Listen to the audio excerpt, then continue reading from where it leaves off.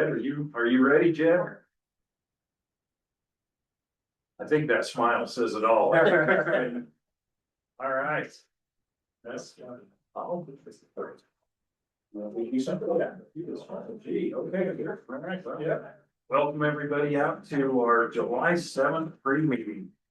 And it's like we got kind of an agenda here today, but I think that for the most part, it's fairly easy to understand and knock back. But anyway, I noticed there wasn't any minutes this time. Okay, all right. So I didn't miss anything there.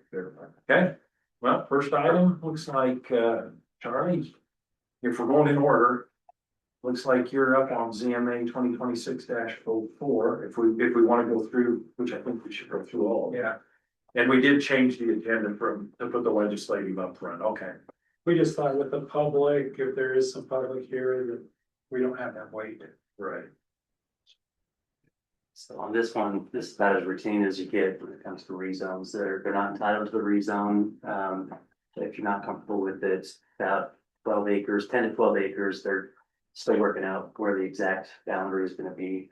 Landowner owns two different parcels there, and one of them is being split in half. So they're still working out the basics of how many acres it's going to be. But the applicant's looking to do 30 to 52 lots, just to go with the R115 zone. It's small enough that street connectivity is fairly simple. Pathway connectivity is something we'll want to talk about a little bit. But he's volunteering 7,500 for Parks and Recreation. He'd like to see if that could be earmarked for trail connectivity to offsite trail to connect offsite trails to the project. But if that's possible, if not, then he's comfortable working with the Park District on that.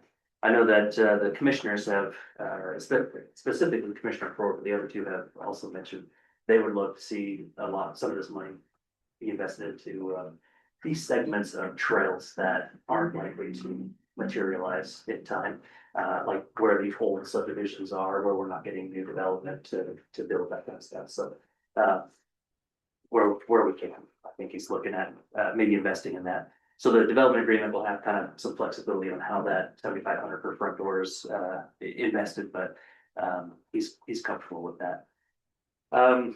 As far as trail connectivity goes, it's an odd block because you got the school. You got the school on the east side, and it's a big school. I wrote it in my original staff report as the sprawling expanse of school district property. And I ran it through ChatGPT for editing purposes, and it said, you might want to take away the editorial language on this a little bit. So I did, but you guys know how I felt that. Well, if there was that gate to get to the back of the property, and that would be really helpful. Be very, Put that on record. be very helpful. Yeah. Kids wouldn't walk an extra mile to school. Exactly. So as we look at this, the property kind of is a east-west span with, I think the north-south is only about 500 feet, a little less than 500 feet.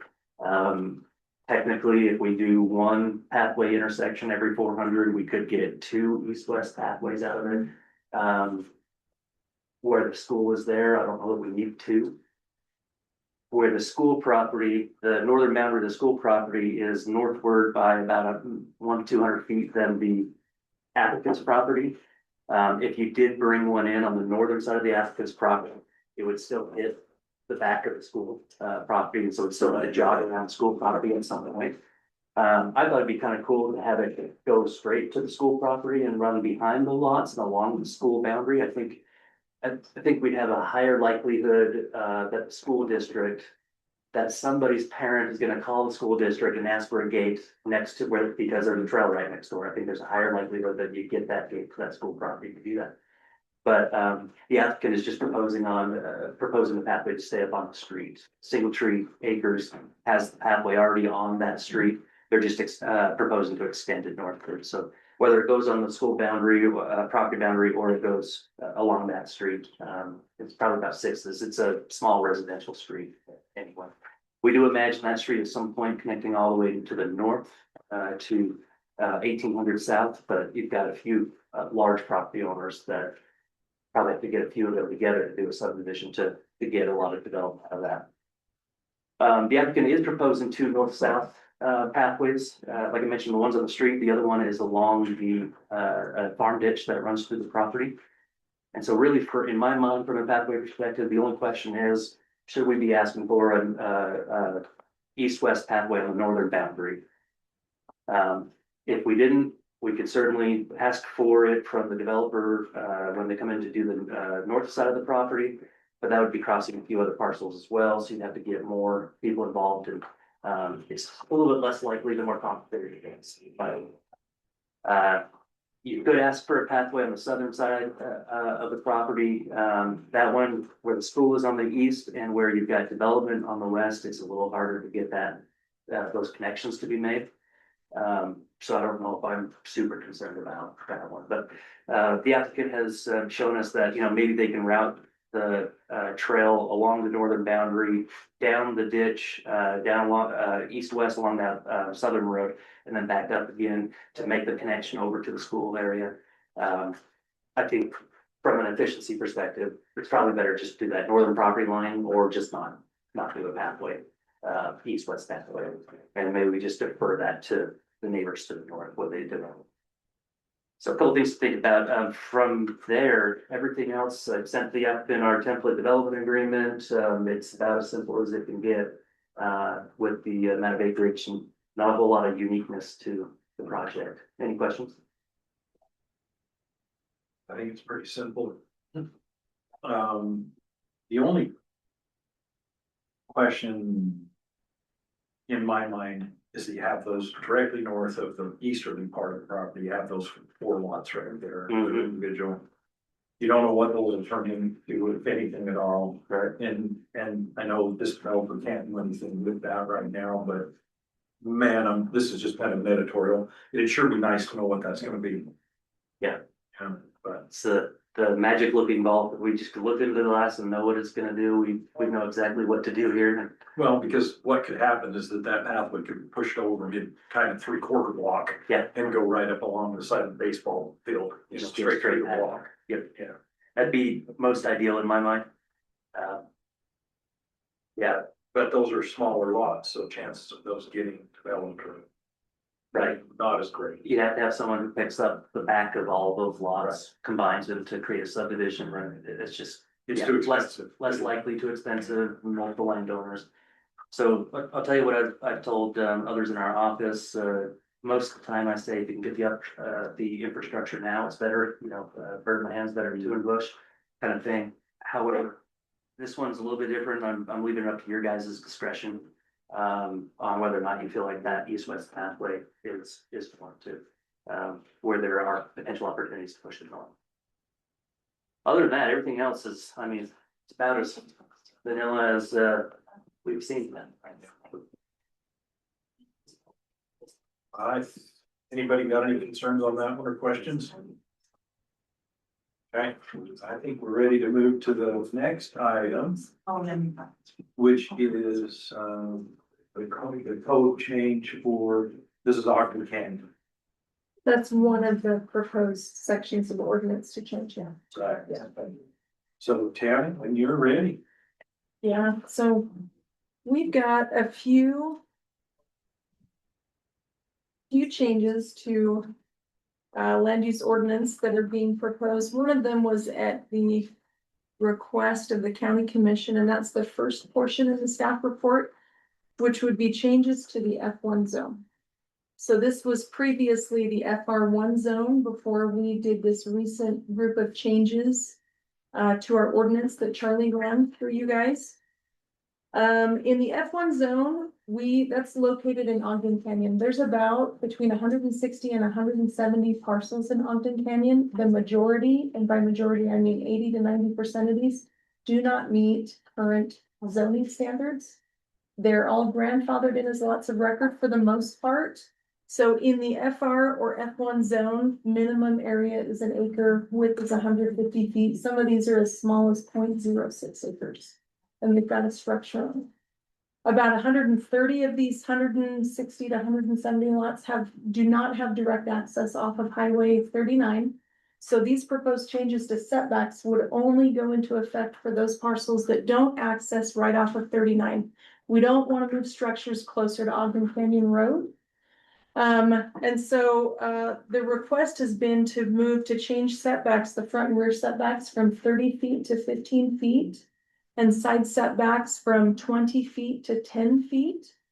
With a possible change to the maximum height for accessory structures from 25 to 30 feet. Just because the buildable area is so small. If we were to apply existing setbacks on any new structures, they probably would have hardly any buildable area. So there are a few things to consider here, right? This is a gateway into Ogden Valley. So by allowing for bigger footprints, are we affecting this view shed? Really, this is part of the view shed, this gateway. Are we affecting historical character in Ogden Canyon? The other side of that is, do we want to allow these property owners where this was initially kind of a summer home destination? Now we've got a change of ownership that's occurred a few times and people are looking to build more full-time residences. So they're not looking for 800 or 900 square foot single story structures. They're looking for a little more space, typically building an additional story on there. And so this would certainly benefit them. The upside to this is that we would see a little bit more rehabilitation on those structures in Ogden Canyon, because some of them are pretty funky looking. I mean, some of them are over 110 years old. So that would be something for the Planning Commission to consider tonight. Okay, again, these would only be for those lots, for those parcels that have access along some of these private roads that are through the canyon, and I can bring that up on a map in the meeting. So these are properties that are like in those, they have like a little private road and a little fence community, those ones that we see off the side. Yep. We still have plenty of buffer through Ogden Canyon. We're talking about setbacks from house to house. These are setbacks from lot boundaries. Yes, Yes. so between the homes, not Yes. like between the canyon Right, road correct. and the home. We're Yes, talking about correct. between them. Mhm. So, and do they, my concern would just be traffic impact going on and off of that canyon, because as we get more official homes, did you have any input of what that would do to traffic on going off in and out of Ogden Canyon? Is that a concern? Well, so we're not creating additional density. We have none of the parcels really, well, very few of them can be subdivided to allow for additional density. Those parcels that do happen to be unusually large consists of cliff faces. So I don't know that we're gonna see additional density. Would But more additional full-time houses? residents, that's why I'm wondering, if the houses are more functional and more full-time, are we gonna see more traffic? Because these are people that are now commuting to and from work instead of just showing up and hanging out for, you know. Well, logically, I would think yes, possibly. I think there's a possibility of that, but I think most of those houses now are full-time. Okay, it's already made that transition, so it's not. Yeah. And this is only on private roads, it's not on public roads. I'm just worried about accessing Ogden Canyon Road, and if that's not a concern, I'm just. If they have the space, but they have to have the Uh-huh. A space to few move. times more than I normally have for whatever reason, Yeah. not specifically for this. But I'll bring that up. But actually turning off and going onto those roads a little bit, I don't think that it impacts that really at all, because there's enough of an interface. The roads actually come up to, what's the highway through there? 39. 39, they actually come up to it. It's not like there's anything that's built close enough as you go onto those roads that it's gonna make that big of a difference. Okay. I really think that, personally, I think that what Tammy mentioned is my biggest thing with it, and that is to see some improvements and some rehabilitation to those homes to when I was a kid. Those were beautiful homes up and down that canyon when you used to go up to the dam. You ain't for hermitage, I assume. Yeah, exactly. Yeah, once in a while. I will tell you, I think over the last 12 years, we have issued 37 land use permits in the canyon, and 16% of those have sought a variance to setbacks. Okay. Some of So- them were complete tear down and rebuild. I And think if they have the opportunity to do something, I think we're gonna see much more of a respectable. And you guys, Tammy, you mentioned that it's the gateway to Ogden Valley, but it's also the gateway to Ogden It City. is. So it's kind of a two-way deal. And you see part of it when you're going up the canyon, you see part of it when you're coming down. So anyway, I think the thing that's probably going to keep development at a slower pace is the fact that there is not sewer that runs through there. And so these are on septic systems, and Weaver Morgan Health requires a minimum of 20,000 square feet. And so some of these properties have spent years trying to get through a process with Weaver Morgan Health to be able to fit a septic and a small home on it. So I don't know that you're gonna see I footprints see. completely maximized, because the other thing Felix just brought up was ADUs. ADUs right now, our ordinance requires that ADUs meet the same setbacks as the main building. So would they have room for a house and a separate ADU on there? With a 40-foot setback. With a Or a 40 20-foot setback. Yeah, Very I don't know that they'd be able to do that. So I don't know that the concern for density is a good question, actually. I don't know how quickly we would see an increase in that. And I'm not, it's a thought, but I'm not Yeah. saying that. It's a good question to bring up, though. Tammy, maybe I just missed it, did you discuss the height? Yeah, I mentioned the height, so right now, the maximum height for accessory buildings, a shed or a detached garage would be 25 feet.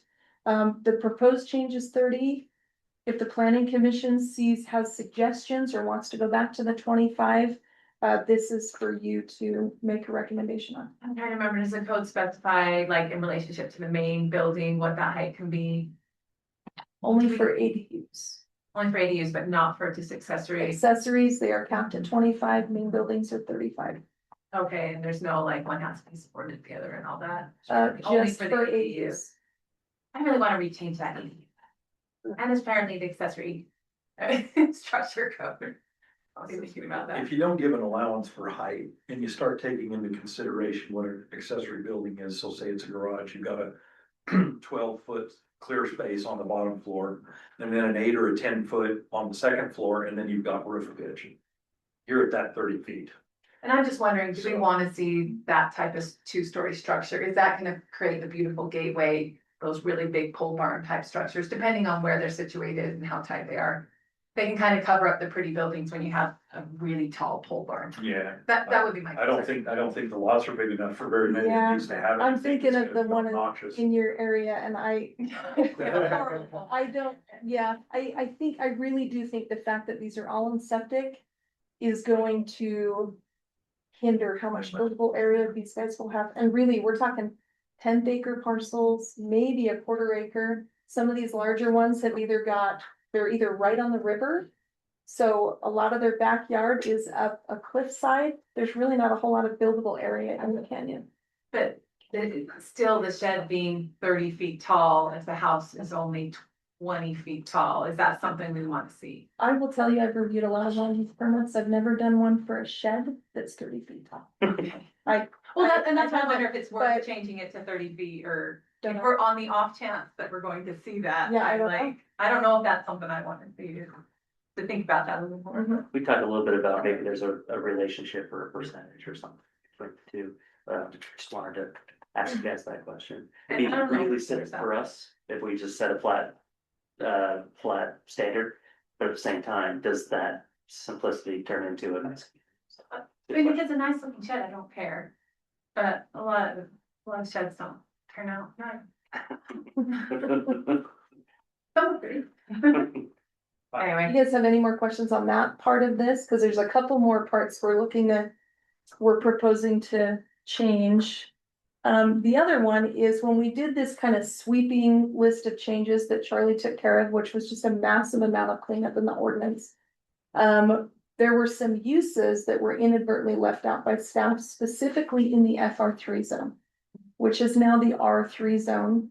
The FR3 zones that we're talking about that this would apply to are specifically located up off of Summit Pass Road.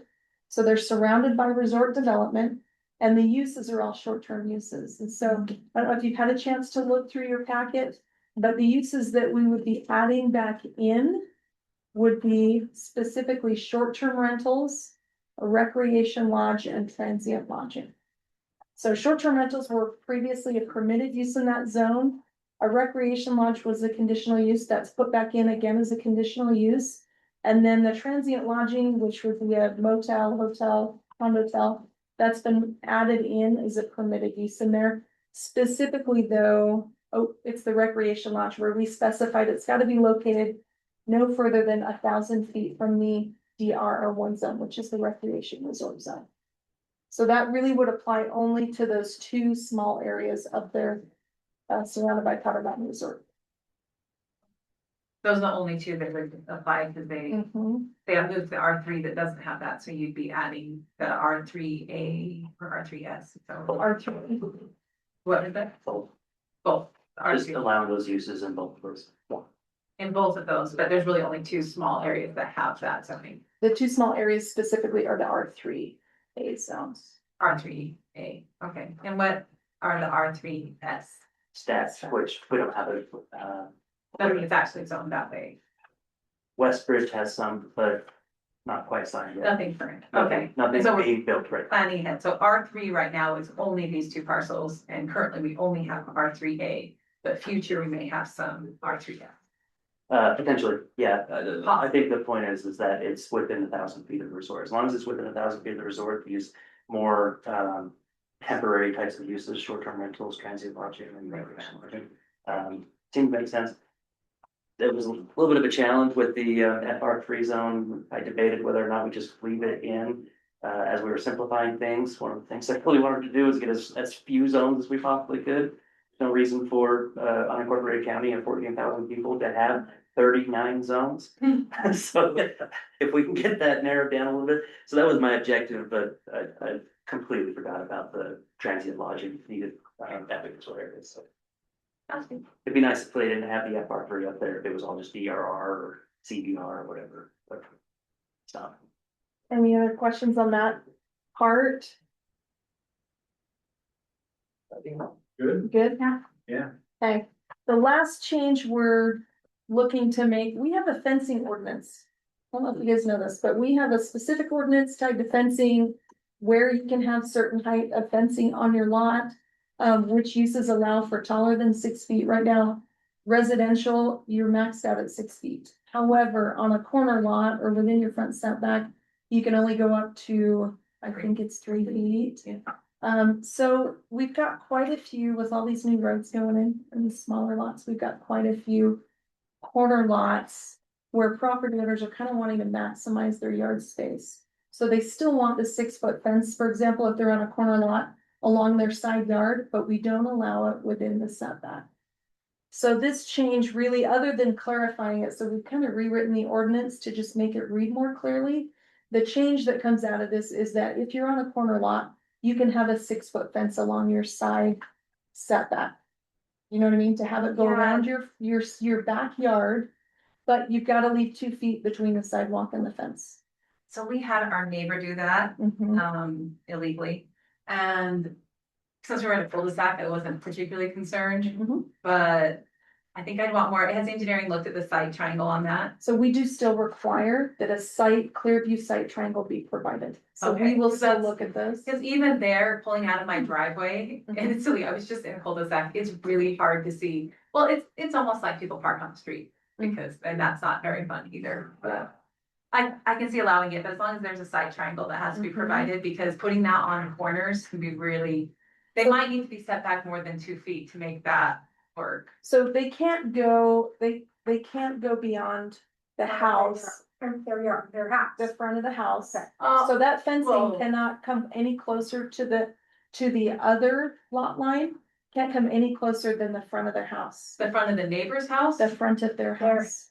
so there'll be the one that's the front of their house, but when they pivot and turn, the house will be here. And the fencing can't be any closer to that corner than the front line of the house. But this would be the neighbor's house and this is there, so there'd be there's a house here and a house here, one's their house and one's the neighbor's house. So if it's pushed back on theirs, which is what my neighbor did, they didn't put it in their front setback, but essentially. It was right next to my front I setback, see what you mean, where it's perpendicular. yeah, well, yeah, so like, my house is here, but since their backyard is right Uh-huh. there, then they put it all the way out to the street right I there. gotcha, yeah. And so then we lost the site triangle. Gotcha. Well, hopefully, I mean, as we look at these land use permits and we look at the site plans, we are looking to make sure we've got a clear view site triangle. But that wouldn't apply to someone, the next door neighbor's driveway, and that's what I'd be. If Yeah. we have another neighbor that did that on their property, Uh-huh, a lot of 6-foot fences in front of their houses or whatever. yeah, You cannot safely get out of their driveway, there's 6-foot fence there. oh, that's interesting. Oh, that's interesting. I think that they would be required to. It's only Just legally because supposed to be it's 3 feet, but they Yeah. don't. I have a neighbor with a trailer. And the trailer is a problem. Well, the trailer extends like well beyond their house, right? They've got little kids and I am always having to creep out of my driveway because the kids, I can't see them until they're on the sidewalk almost behind my car. So. That would be my I get concern. that. Yeah, I can see that. Over in your neighborhood, that sounds like job security for code enforcement. Nobody complained, so nobody wants to complain to their neighbor. Right. Not my friends, but they told me. We coming back there. Yeah.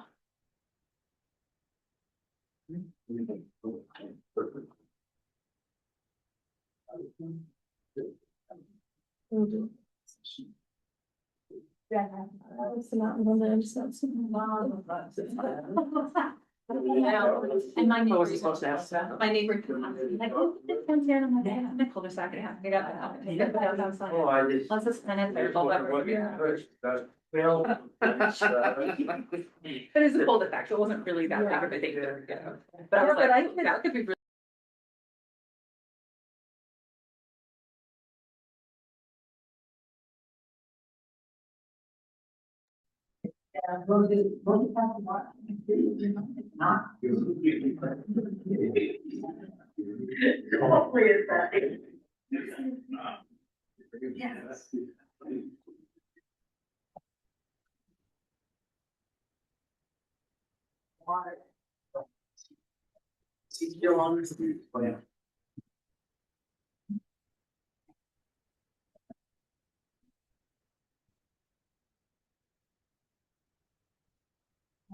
That was more than. Bring in extra. You set it up for me. You explained it. I thought that might be helpful.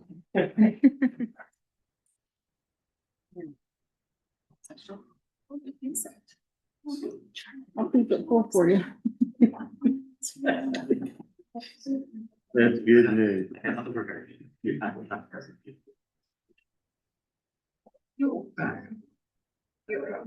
Where? Oh, yeah. Yeah. It would be down here. She grabs some.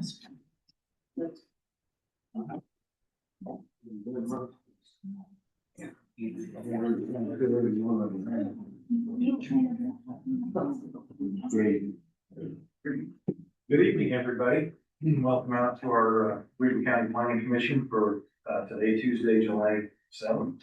Please join me in the pledge of allegiance. Pledge allegiance to the United States to the republic which stands one nation under God, indivisible, with liberty and justice for all. Thank you. Let's see, Commissioner Novell and Commissioner Aydelotte are excused for tonight's meeting. They will be joining us, and we have a fairly robust mixture of items on our agenda tonight. We're going to start with the administrative items.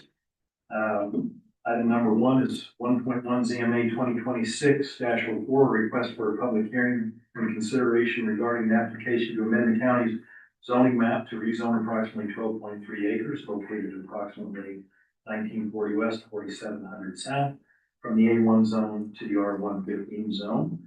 And Director Grover. Thank you, Chair. These are actually legislative items that we're looking at first. Remove the legislative items to the first of the agenda. We thought the public's here, we want them to be able to give their comments, so they can go through the meeting. So this first one, you'll be making a recommendation on this item. And as you do so, you will be forwarding a recommendation to the county commission. and the county commission will then, act on them. When you have the public hearing this evening, you'll want to just make sure that you open that public hearing, with a motion, and then make sure that you close the public hearing, once you're through doing so. And on this item, this will be Charlie Ewert, who will be presenting this item. Thank you, Director. Mr. Ewert? Thank you, Planning Commission. I queued up our applicant to say a few words, present their presentation first. Give you just give you the hopes and dreams, and I'll come up and give you some follow-up after that. Thank you. Good evening, Chair, members of the Planning Commission. I'm Valerie Kaufman with Planning Outpost, and I'm working with the applicant Ewert Holmes on this rezoning request. The property is located in the city of 14 or off 4700 West and the 1940 South, excuse me. And it is approximately 12.3 acres, and the request is, as was mentioned in the work session, pretty vanilla, but I like to think of vanilla being delicious flavor. And to A1 to R115 zoning district, and the reason being, if you reference that way, is that it's consistent with the general plan. The rezoning would facilitate a single family subdivision of 32 lots as anticipated, and that land use classification in the general plan is the medium to large lots. And we'll bring a great neighborhood that's consistent also with the new development that's occurring to the south.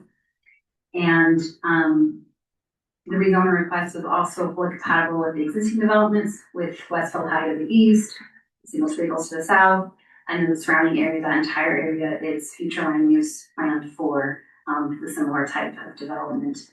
Another aspect of this rezoning request that is consistent with the general plan is the agreement by the applicant of the $7,500 contribution for additional public benefits, specifically for the parks and recreation trails piece. And then another technical requirement for rezoning that the commission has to make are also met with the proposal, with the capacity and adequacy of the utilities, public services, and streets that can be accommodated. Again, the request tonight is just for rezoning, but the commission does have an illustrative concept plan, so it can be identified when I did what that submission would look like. And there was discussion again in the work session on the trails.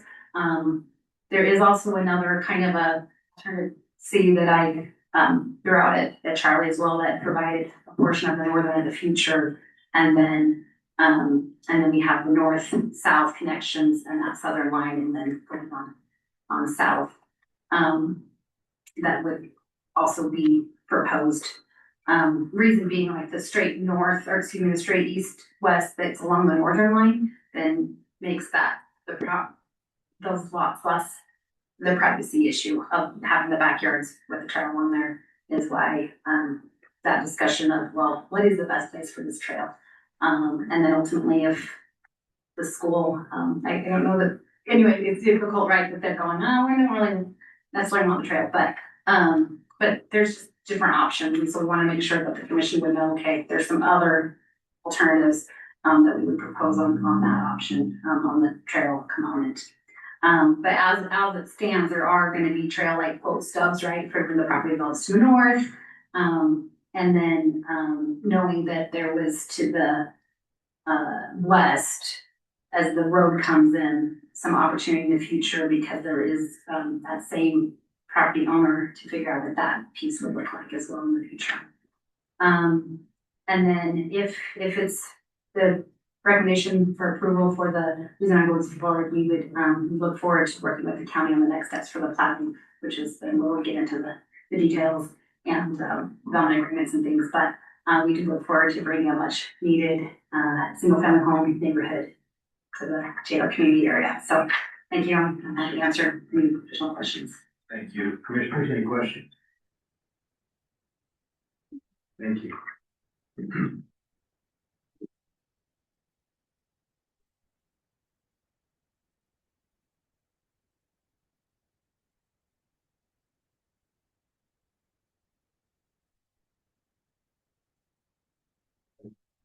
Looks like, sharing has been disabled.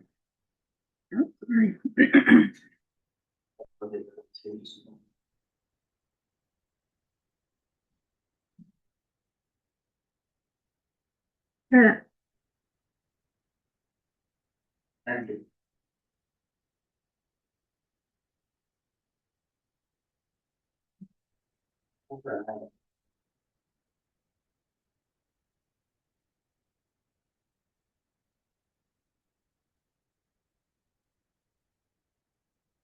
Hey, thanks to Valerie for presenting this project.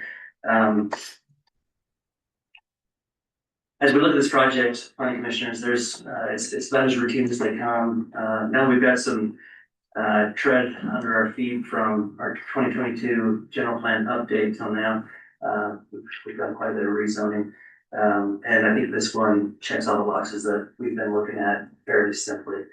I did mention, it's fairly vanilla, and I think, Valerie has it right. It checks the boxes. It's probably very tasty vanilla. With that in mind, I'm just gonna walk you through just basically the illustrations in the staff report. If you have any questions about the analysis, please feel free to interrupt me. So you've got, your existing zone map and your proposed zone map. So pretty general, just ties right into that Symmetry Acres development to the south. And you can see a little bit of hints on the eastern side, of the right hand side of those images, and the north, the other rezones that are taking place in the area. The one, just so you have your bearings, right next to that, we're right to the west of the high school. And the subdivision that's on the eastern side of that image there is the Taylor Landing subdivision. General plan applicability, it's pretty squarely within the medium large residential lots. We've tied that to the R115 zone generally. R115 stands for 15,000 square foot average lot sizes, which is tied to 2.9 units the acre. The applicant in their application, they mentioned 30 lots. In the concept plan, it shows 32 lots. I think in my staff report, I can't remember if I said 30 or 32, but the real outcome is whatever the R115 zone allows within that proximity. Applicant, I measured this to be about 12 or so acres. It may be as small as 10 acres. Applicant's still working out where that boundary line is with the owner. The owner of the property owns this little piece up here as well. See where I'm circling? And is still going to be farming that portion of the property. So they're going to keep the ownership of that and send the southern half of that piece to this applicant if they're approved, and then this other parcel, whole parcel will go if this is approved as well. Yeah. So applicant's concept plan, you can see here you've got the pathway along the north-south road ties right into the Symmetry Acres subdivision. I don't know if you guys have driven through that, but they've got a pathway in there. The other pathway, north-south pathway, runs along a ditch here in the middle. As far as east-west goes, as we mentioned in the pre-meeting, might be a challenging requirement. We know that the school district doesn't want a gate where we've already tried to put a pathway stub into. I think we have until next month to actually get them to put a gate in order for that easement to stand. The development agreement says that it goes to the landowner if there's not a gate within a certain period of time, and we're coming up on that time, and the school district has held firm, and it doesn't look like we're getting pushed back too hard from that. So as far as that goes, we know there's probably not going to be a lot of east-west connection in that mid-block area. So in looking at this property, it's not the ideal location for an east-west connection, but it is the location that is being presented to us today. And so it's just a degree of probabilities and a pursuit of opportunity. What you guys kind of think about that. I'm going to show you those maps in just a second. As we look at development standards, you guys know this like the back of your hand. We've got the R115 zoning standards. We've really polished those to make them say what we think we want them to say. So we would just be applying that as it is to the project. We're not proposing any special architectural standards for the subdivision. Firefighting and public safety, this would be germane to the area. They will need to get fire sign off, and they'll need to get EMS. Well, fire will come with emergency services sign off as well. Preliminary water, secondary water, sanitary sewer, there'll be gravity draining or sanitary sewer, and both preliminary and secondary, we've got, those certain letters from, both of those entities. We went over street connectivity, trail connectivity, and Valerie touched on the parks aggregation. I think for the development agreement on that one, we'll need to wordsmith with Liam on that, but applicant just wants to make sure that if it's possible for that 7,500 per front door to really benefit this project rather than going off-site somewhere else. He'd like to see that, not in terms of on-site improvements, I think those are just required improvements, but in terms of nearby off-site improvements. If he can extend a trail, maybe along 4700 West, if we can get UDOT to agree to do that, or maybe there's a way to extend a trail through northern properties up to 1800 or in other directions. So he kind of like to explore some opportunities of how to use those funds in terms of trail connections. County Commission has told us fairly recently that they would love to see as many of those trail connections as we can, so we don't have a start-stop trail system that every trail segment leads to nowhere, but always begins somewhere but ends nowhere, right? So finding a way to make those connections is really important. As far as dark sky, the recent changes that we made to the ordinance implemented those, so we don't even need to have them in the development agreement anymore. And development agreement question mark, it would just come with our standard development agreement. No big surprises coming in this project. As far as pathway connectivity goes, this is the illustration I gave you in the stack report, just as I was looking at the project. I mean, if you wanted to just say the pathway standard of having one pathway every 400 feet needs to be met, you just give one pathway through east-west through the middle of that property if you wanted to. Really is kind of up to your legislative recommendation and for the county commission's discretion on this. It looked to me like the best opportunity would be on the northern boundary. There are some complications with that northern boundary. Number one, the landowner who is selling the southern portion of his parcel still wants to farm on the northern side. And so as far as curb gutter and sidewalk and all that goes over there, we mentioned this applicant, his responsibility would be to put in the curb and gutter. But as far as pathways or sidewalk goes, on a lot of these projects, we're deferring them if farming is happening next door. So it's just a little bit of a question for you guys on whether or not you'd rather see that pathway going now, or if you'd rather see those opportunities pushed to the next rezone, next development. I showed one on the southern boundary as well. Kind of give some examples of how it could possibly snake around through other properties. We haven't talked to any of those other property owners yet, so we don't know how comfortable they would be with that snaking around. So it's always a little bit suspect to put lines on a map on someone's property is part of the application. So there's opportunities. It would just the easiest opportunity I think would be that east-west connection. Valerie mentioned the schematic that she put together, pretty simple, that shows some opportunities for those connections that doesn't send a route through the backyards of the development that we're talking about here. So instead of going along the property line, coming down to the southern road and back up again. So there's some opportunities. It sounds like the applicant is interested in exploring those opportunities. As far as considerations go, if you have a pretty detailed list in your staff report of what the code requires when you're doing a rezone review, but generally speaking, we're looking at compatibility and stability of development considering existing conditions, surrounding land uses and impacts on the surrounding area, health, safety, welfare, etc. Compatibility with the general plan, community vision, and goals and principles. There's pretty good detail in your staff report on that as well. And timing and consideration of other community goals. Not every rezone is maybe every rezone is proposed in the right spot, but not every rezone is always proposed at the right time. So you just got to figure out for yourself whether or not this is the right time and the right location for this particular rezone. So you got three alternatives. I'll add a fourth one on there too. So you can do just approval of the request as is proposed by staff in the staff report. You can do approval of the request with changes, whatever changes you guys feel comfortable with. It is a legislative item, so you got wide discretion on what to ask for here. You can deny the rezone, or you can table the rezone for a further study or clarification. Any questions for me? Johnny, I guess I have one. Just on the pathway. So the subdivision to the south, up on the east where the pathway is existing. Yeah, is it plausible to stay, to get? So there's gonna be a street first going from the south way the subdivision's laid out.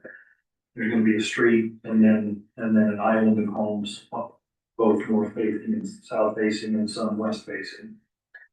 And then there's another street where they're all gonna be south facing. Is it possible to just extend that pathway that comes in front of the houses in the cemetery to the south over, come down the south side of that island with that same kind of a pathway, and then go across where that ditch is and stub it over here at the end of this property? Yeah, and I think that's actually, if I understand, I think that's what Valerie has proposed. So there is some possibilities there. You could even, instead of taking that lower connection, you could even look at the northern connection too as a possible place for a pathway to go.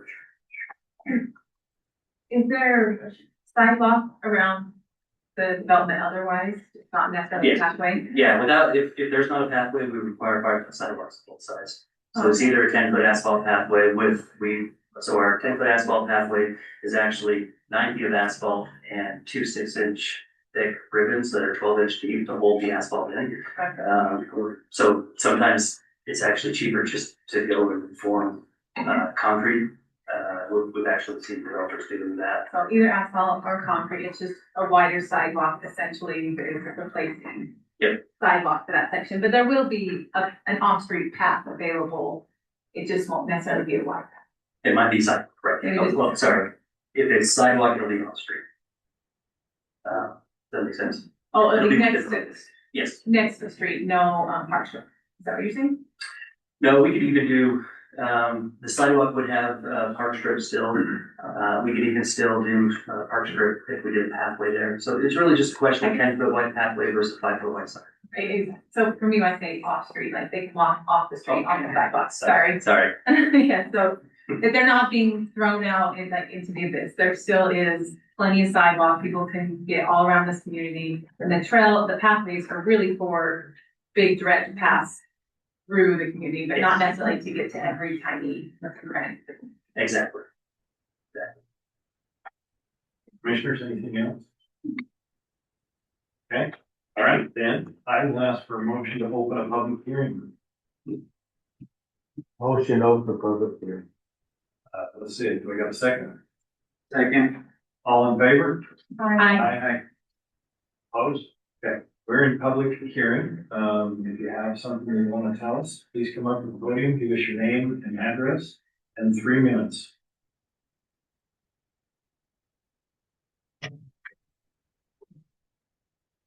How y'all doing? Okay. I'm speaking to Mike. It's great for it. My name's Henry Stoddard. I live at 1994 South, 4700 West. So I'm at a larger property, kind of on the south end of what you guys are looking at, stuff in the trails and such as we're going through the presentation.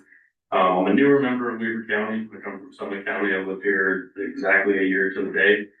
I've been fairly surprised at how many homes I've seen get built around me in that year. I know nothing I'm gonna say up here today is gonna change anything about developing homes and such, but I do have a killer view of the mountains. I have a ton of trees growing right behind me that are kind of the only trees growing the whole part of Taylor. And I think it would be awfully sad to see all that just go to the wayside.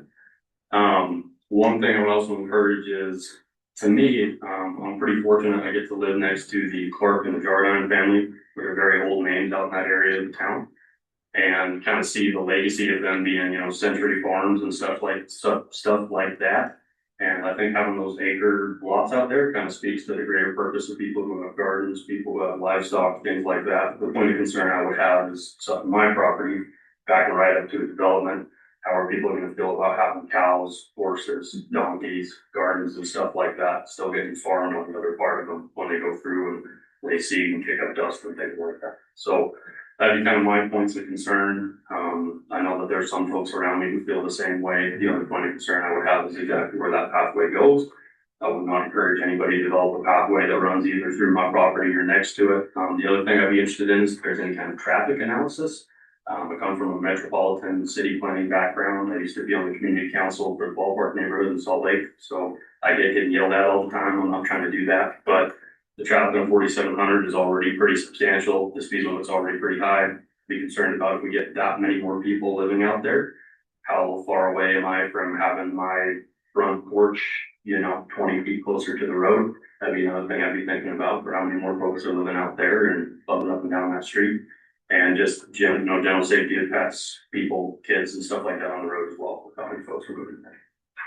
But anyways, not too polished and grim, but that was just kind of my thoughts, so appreciate y'all's time. Thank you. Nice. Good job. Anyone else?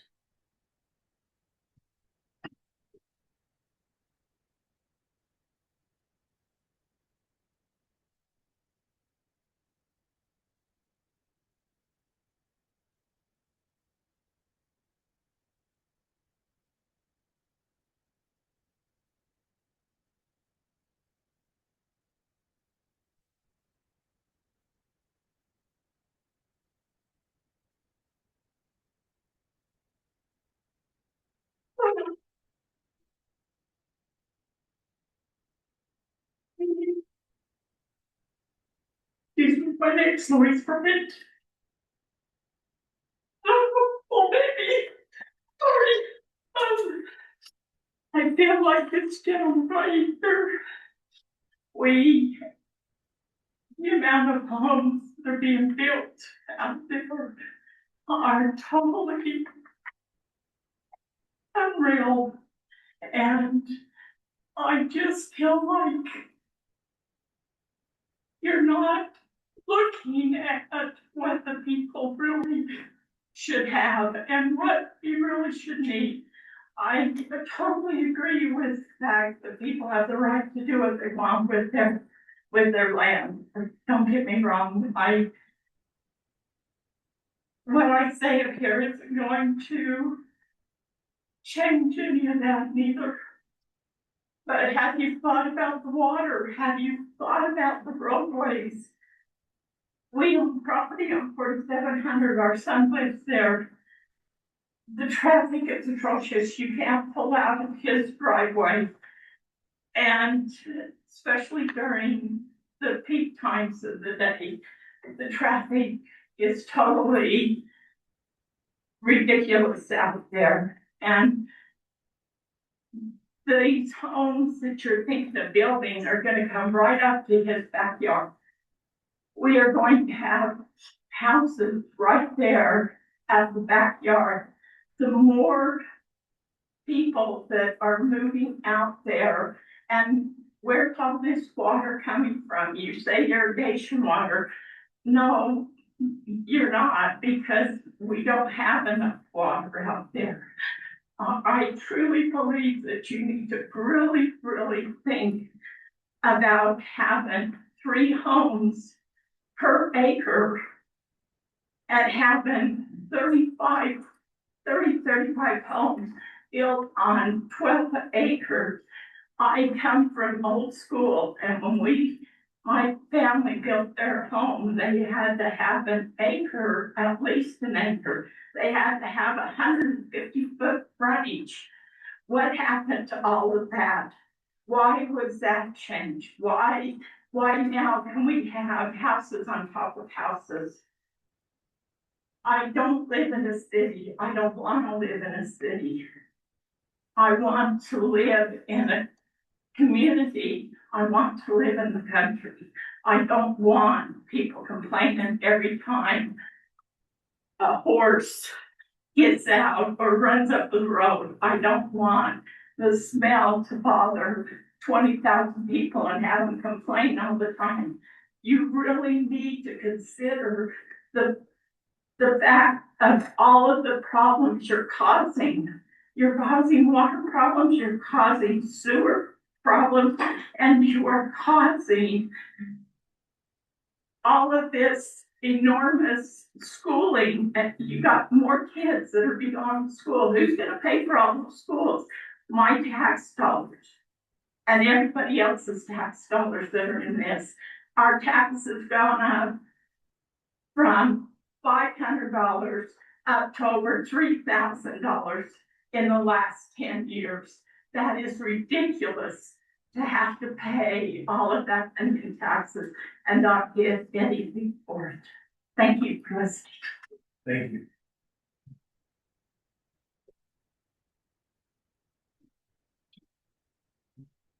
Anyone else?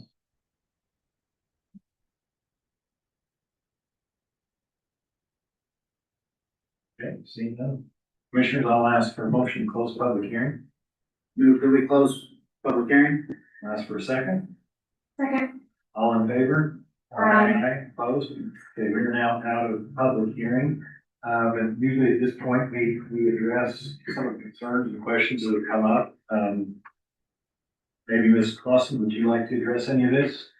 Or Charlie, or, I mean, we can address it a little bit from here. To address some of the questions or some of the concerns about the decrease in density that we've had, and we went from 1 acre mandatory or 1 acre lots to 3rd acre lots as large lots, is that we went through a general plan change back in 2022, which allowed for that to take place. Another concern that has driven the changes to the general plan, even more so since we adopted the general plan, is the cost of housing and the cost of 1 acre lots. Large lots are very expensive. People can't afford them.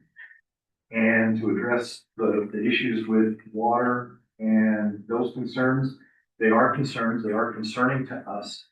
And what I'd like the public to understand is that we as a commission, we don't bring these applications. We're here to discern whether they meet standards that have been adopted by the county, which went through a public process where everyone was invited and should have been involved.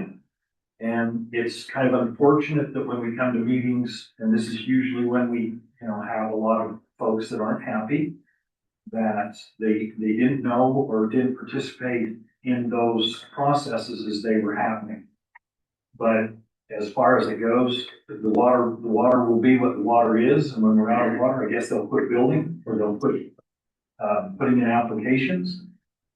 We can't stop that based on water, unfortunately. That's not what we do here. As far as the population goes, we're all victims of our own increase in population. Where are our kids going to live, and where are they affordably going to live? 1 acre lots, again, are not affordable when a 1 acre lot costs over $300,000 just for the lot. So I don't know if that helps ease the pain. I grew up in the area myself. I'm a farm kid.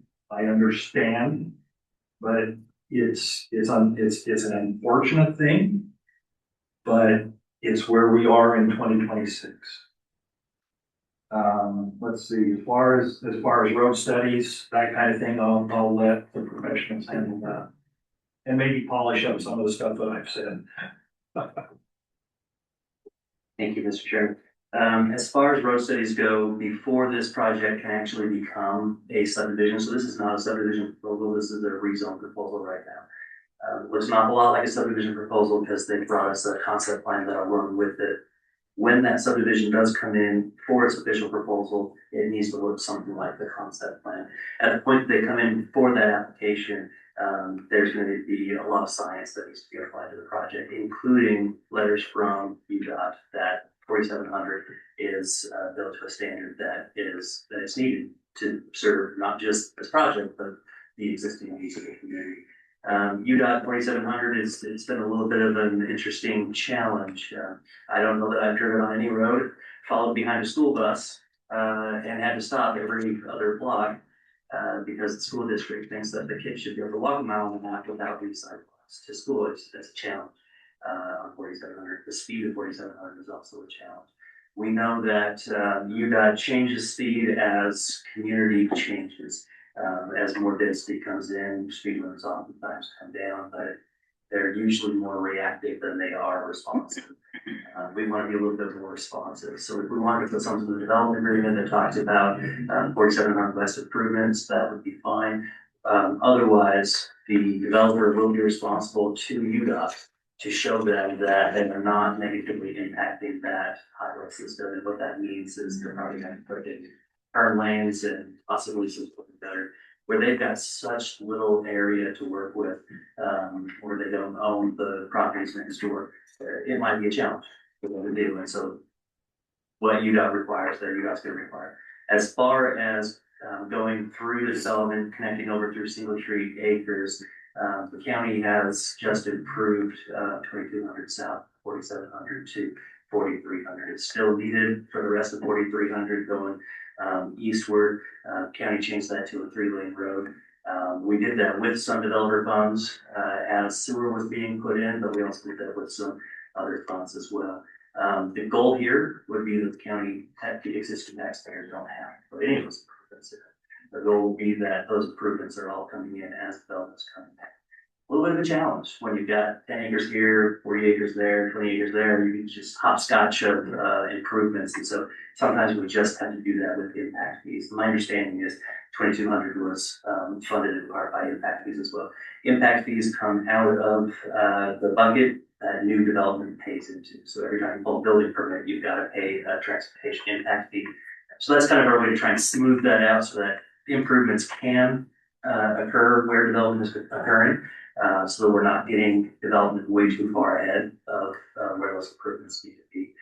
But it does require those homes to be built to be able to collect those fees and invest in those projects.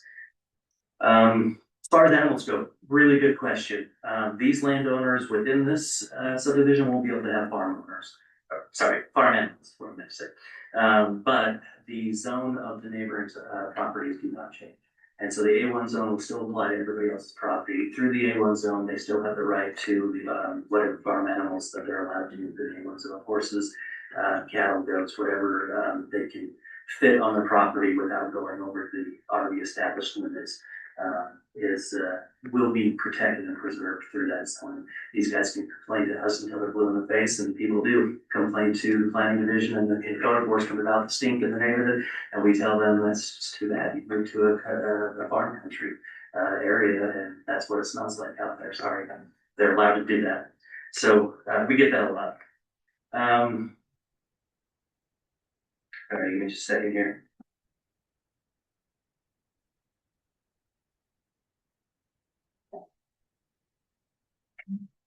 Mr. Chairman, your comments about the change in the landscape, why we're going from 1 acre down to be smaller, you're absolutely right. It was the result of the general plan. A lot of public involvement happened at that time. I don't think anyone, including planning commissioners, were particularly happy that we were going to see higher density in the area. I think the outcome of that general plan process was it's coming. So let's at least shape it so it's done right. Let's get the infrastructure installed right. Let's do the things that are necessary because these developers aren't stopping. And so rather than try and fight against increases in density, the county, with the planning commission recommendation, the county commission recommendation has decided that they'll just embrace it and do it the right way the first time, so it doesn't have to be redone with taxpayer dollars. So a little bit of a hard pill to swallow, especially for folks who moved out to the country to be in the country. And I have a lot of empathy for those concerns and for the changing conditions that some of the neighbors are going to continue to see in the area. And as far as water goes, maybe smoothing that out a little bit. Development is limited by water, and it's limited by proven water. And so these guys cannot develop, they can't prove that they've got access to enough water. At what point does that run out? Well, it's development will dry up a lot sooner than water will dry up because it's got to be proven water. Our water resources are being watched very carefully by Weaver Basin, by Taylor West Weaver Water, by Hoover Irrigation. They're paying very close attention to how much water we have, how much is coming in, the ins and the outs, how many water rights exist. And if there's not proven enough water, someone's not going to be given the right or the share to actually acquire that. If they don't have the right or the share, they don't get the building permit. If they don't get the building permit, they don't get it. So I think that all actually pans out. The bigger question, which I think is a really good question, is what happens when we have, you know, another million people in the area. Is that, well, I guess we don't have a million yet up here in Weaver County. What happens when we hit a million, like, Utah County did? That's gonna be a challenge, a big challenge that lawmakers are trying to sort through. The planning commission, the county commission, as well as each individual city is required by the state to put together a water conservation plan. We have a water conservation plan. Our hope and dream is that these lots require very little water. The applicant hasn't proposed any kind of water restrictions on this because they have shown that they've got enough secondary water in Ewert irrigation. But we would encourage them, and through the development agreement, we could still encourage further to try and get some of the properties maybe drip irrigated, as little overhead water as possible. It's a shame that most of our water in a drought desert area is going to our outside, to our lawns, as opposed to for the critical needs that we have. So the more conservation efforts we can get as development occurs, the better off the future is going to be. Just a matter of getting a handle on that. Some developments we put restrictions on as far as what kind of yard improvements they can put in. But again, nothing like that's proposed on this because they do have proven access to over irrigation water.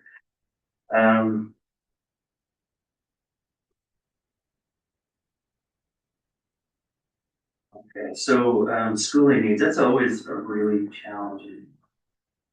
I can't tell you that you can't make your decision based off of whether or not the school district is taken care of. I can't tell you that, but I can tell you that the state code, when it comes to approving subdivisions, has said we can't consider school district capacity when we're looking at development. And the reason for that is because the state is basically given the school district the responsibility to raise their own money and educate their own children. That's an unfortunate circumstance that we can't find a way to get contributions going to the school district. But it is what it is on that front. The school is responsible for making sure that they provide enough classroom space for the school kids.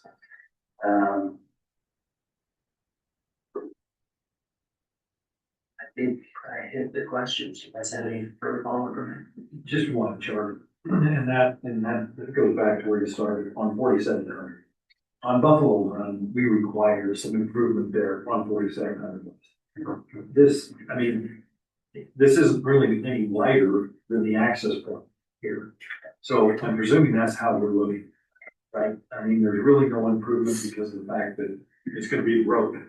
So that doesn't necessarily mean that no improvement is or can be required. We can certainly require that. It's just, is there enough right of way? Can they work within an existing right of way? If they can, UDOT will work with them on that. If the planning commission and the county commissioners, if you guys want turn lanes, sidewalk, all that kind of stuff on 4700, offsite improvements, you're allowed to ask for them. A lot easier to ask for them through the development agreement than it is to try and ask for them later. Mostly because of the traffic impact analysis that does come later says that it's not warranted, then you really can't ask for it at that time, but you can ask for it now. Challenge that that poses to the applicant is if they don't own those front yards, that's not an easy thing for them. So they're gonna have to figure out their UDOT solution. On Buffalo Run, UDOT said, county, we would love it if you required curb gutter and sidewalk, but we can't. Because the traffic analysis didn't pencil for that required. Yeah, I was gonna say, that's a concern of mine, is with only 30 homes going in. I don't know if that will impact significantly enough to get what we really need for UDOT's idea of traffic impact is different than my idea of traffic impact. So figuring out what is a reasonable request on 4700 beyond just that bit of frontage. And so you that live there and then I live the other part of the county. So what do you feel would be best? And I guess how much right of way do we have there? I mean, obviously it may not be enough to do the whole curb gutter and sidewalk, but as far as road widening or what type of right of way is available there? I didn't pull or I didn't analyze the assessor's data, the recorder's data very closely, so I'm not quite sure. Oftentimes that land ownership actually goes to the center line of a highway. And so we may actually have land ownership going to the center lines. And if we do, the right for the highway to exist is by a prescriptive right. Just by nature of the road existing, the road needs to stay there. As far as expanding it, most of the time it requires purchase of the property. I don't know if that's the case here. I'll check just to verify where those boundary lines actually are. It may be worth noting that with the school district coming in, with the county's upgrades to 2200 South, UDOT has informed us that they are going to be funding turn pockets from and to 4700 right there. And so they recognize that there was a traffic challenge and they're going to be putting in those deceleration turn pockets basically. So more asphalt from development would help, and then UDOT coming in with the turn pockets. Yeah, potentially. Either that or UDOT. The reason I mentioned that is UDOT is being responsive to a problem that they've already clocked, right? They've seen that there's an issue, and so they're going back in and they're fixing that issue. We're not always happy about reactive planning, we'd much rather see proactive planning. But the reason I say that is if this developer cannot get whatever he needs on 4700 for a deceleration and turn lane, and UDOT doesn't require it, at the point that there's an impound in here that is required, UDOT has shown that they go and install those. So they've got safety improvement responsibility there.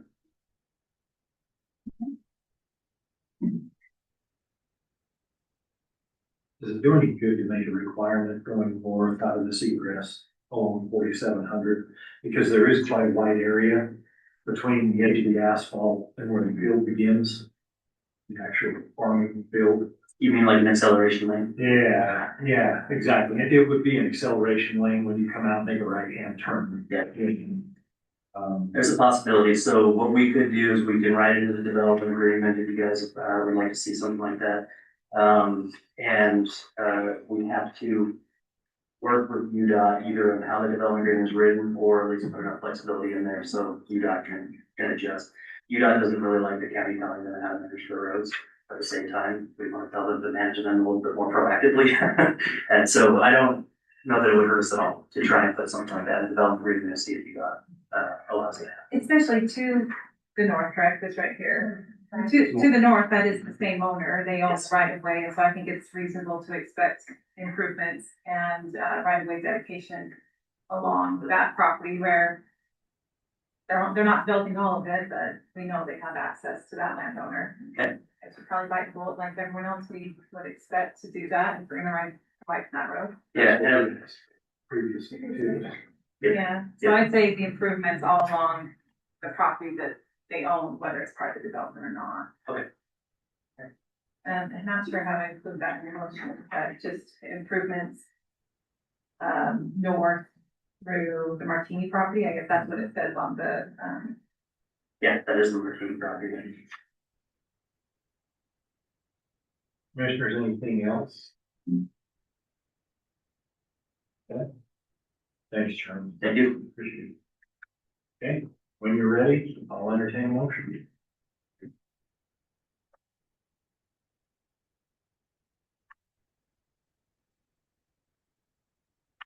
okay. Is there anything else for the motion that people are considering? For me, I feel like if we've got the one pathway connection through, sidewalks need as a connection, we really just need one major trail. Yeah, the one that connects the single tree. Yeah, the one that's next to the single tree. And then the canal one, so the one shown in Yeah, the, that one's the, yeah. and then the staff has already said flexibility on the contribution. The parks contribution to be used locally for pathway improvements, and so we can have them work that out, that's already part of it.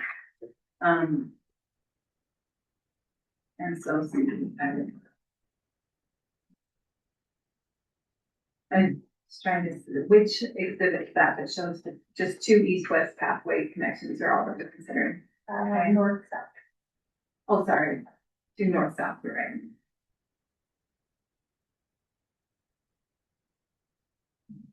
Okay.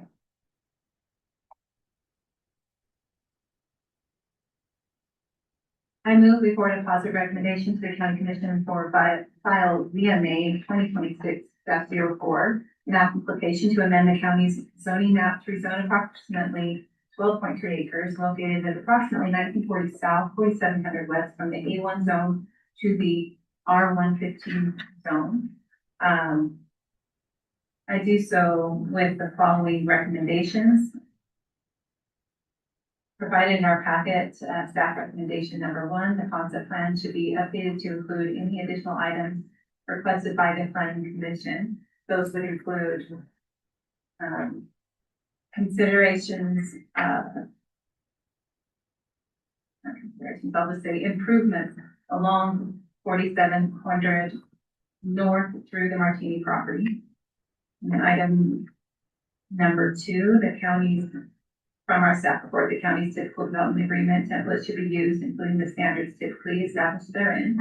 Item number 3, parks, open space and trails. The development agreement should memorialize the applicant's volunteered $7,500 per lot parks and trails contribution. Item B of B, the agreement should allow flexibility for all or a portion of contribution to be used for off-site pathway improvements where feasible. And for item number C, the planning commission has determined that the 2 north-south pathway connections are adequate. And we make this recommendation with the findings from staff found in our packet. It says after the consideration previously listed as recommendations are applied through a development agreement, the proposal generally supports and is anticipated by the vision, goals, and objectives of the Western Weaver General Plan. The project is beneficial to overall health, safety, and welfare of the community as provided in detail in the Weaver General Plan. And finding 3, a negotiated development agreement is the most reliable way for both the county and the applicant to realize mutual benefit.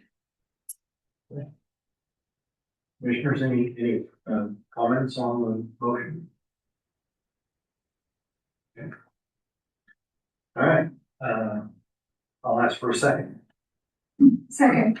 Have a motion and a second. Commissioner Lindsey? Aye. Commissioner McCormick? Aye. Commissioner Wicker? Aye. Commissioner Collins? Aye. Chair votes aye as well. Motion passes for that item unanimously. Thank you very much. Next item on our agenda. Item 1.2, CTA 2026-04. Request for a public hearing. Comment on a proposal to amend the Weaver County Code. The amendments pertain to minimum setback and height requirements in F1, formerly the FR1 zone, uses in the R3, formerly the FR3 zone, and proposed zoning text amendments relating to minimum fencing requirements.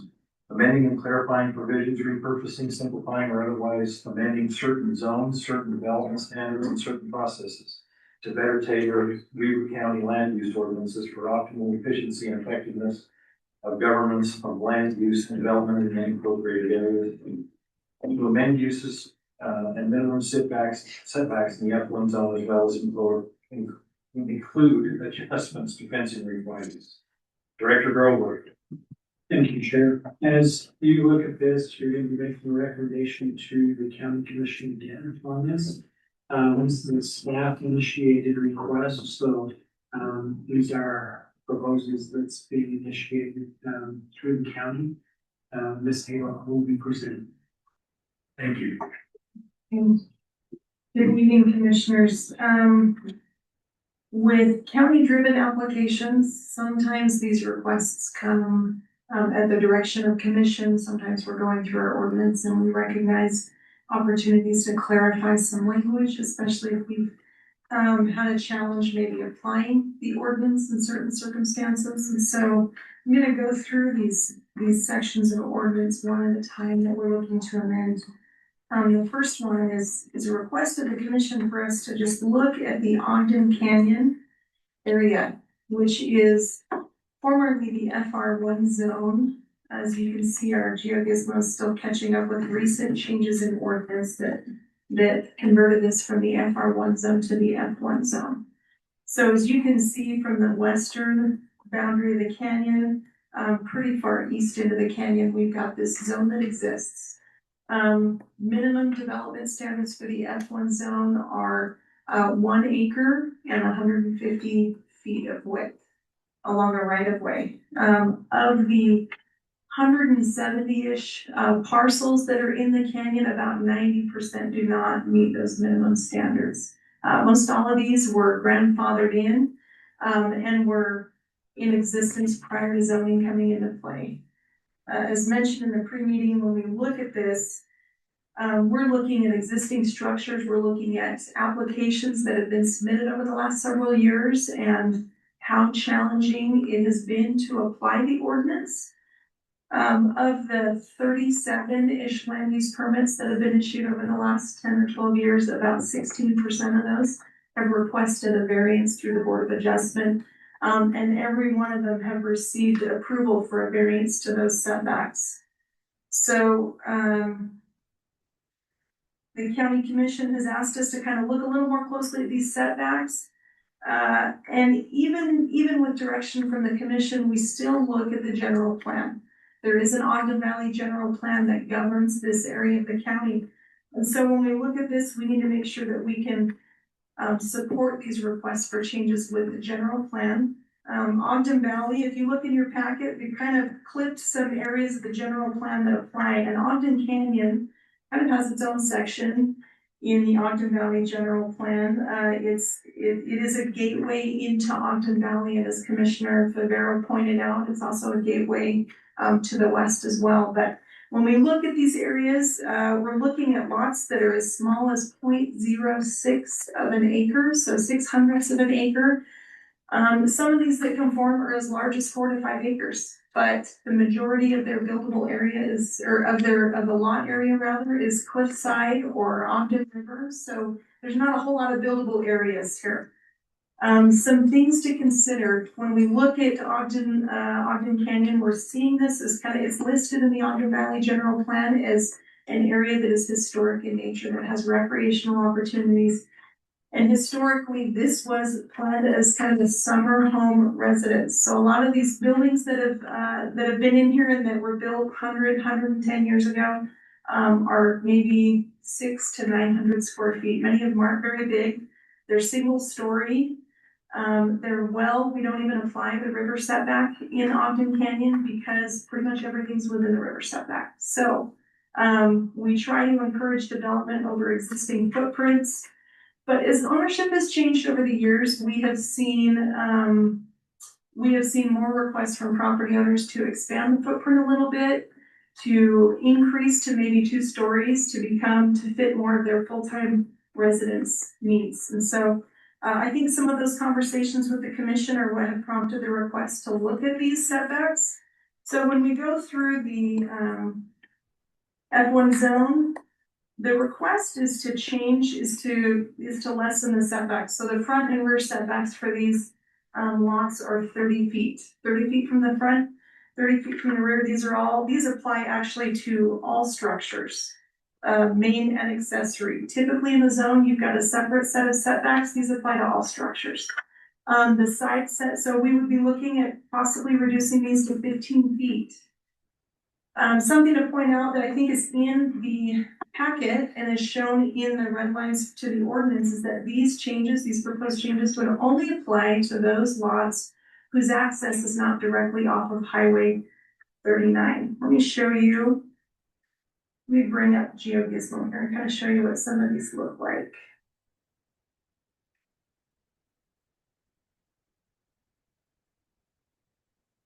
Okay.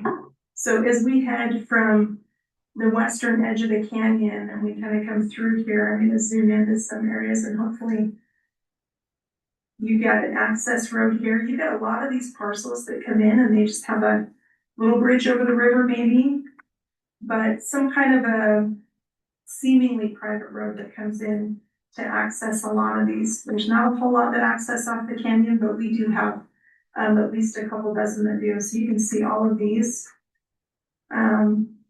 Just to kind of show you what this would look like as we go through here. Some of these do front Ogden Canyon. we're not looking to lessen any of those setbacks where there is always potential to maybe widen Highway 39. Couldn't tell you how that would happen, but you never know. Just kind of taking you through here so you get an idea. When I went through to count these, I actually did not know there were this many parcels in Ogden Canyon, but some of these are just so small. And we do get quite a few requests to kind of rehab existing structures through here. You can see some of these are pretty large, but again, the topography is just so limiting. I'm gonna take you back to the slideshow here.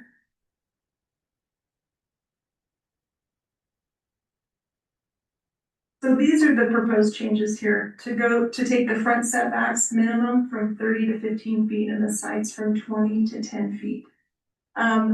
Where a lot of these don't even meet the minimum width, we do have a section in our ordinance that allows for a proration of those side setbacks. This would not void any of that section, and so where we have a lot that's maybe only 50 or 60 feet in width, we can prorate those setbacks based on the percentage of frontage that it has. We would then take that percentage and apply it to the side setback. So that would be applied to a 10-foot setback instead of a 20-foot setback. Any questions so far? One question. Yeah. So my only concern with the front setback is if the garage door isn't facing the street, then it's not as big of a problem, but I'd be a little bit concerned if they have their parking in front of their garage and maybe are there any sidewalks on their private roads behind or? No. Okay, so they're gonna have to stay out of the street anyways, so it'll probably be self-regulating. Okay. Yeah. Okay. Yeah, these are probably barely big enough for a fire truck. And it's one-way traffic, Mm-hmm. so. Okay, so that'll regulate itself. That's all it's for that. Okay. The other proposal, when we were kind of looking at this, we thought maybe we need to adjust the height for accessory structures. Maybe we don't. And again, if the planning commission sees a reason to make any changes to this in their recommendation of the county commission, please do so, and we'll forward that on. But the accessory building maximum height right now is 25 feet. So from finished grade to the highest point of the roof. Something to keep in mind, as Commissioner Wicker brought up in the pre-meeting, are we gonna end up seeing a whole bunch of buildings through here where we're essentially expanding the buildable footprint of these lots? What is Ogden Canyon going to look like as you're driving through, getting ready to enter Ogden Valley?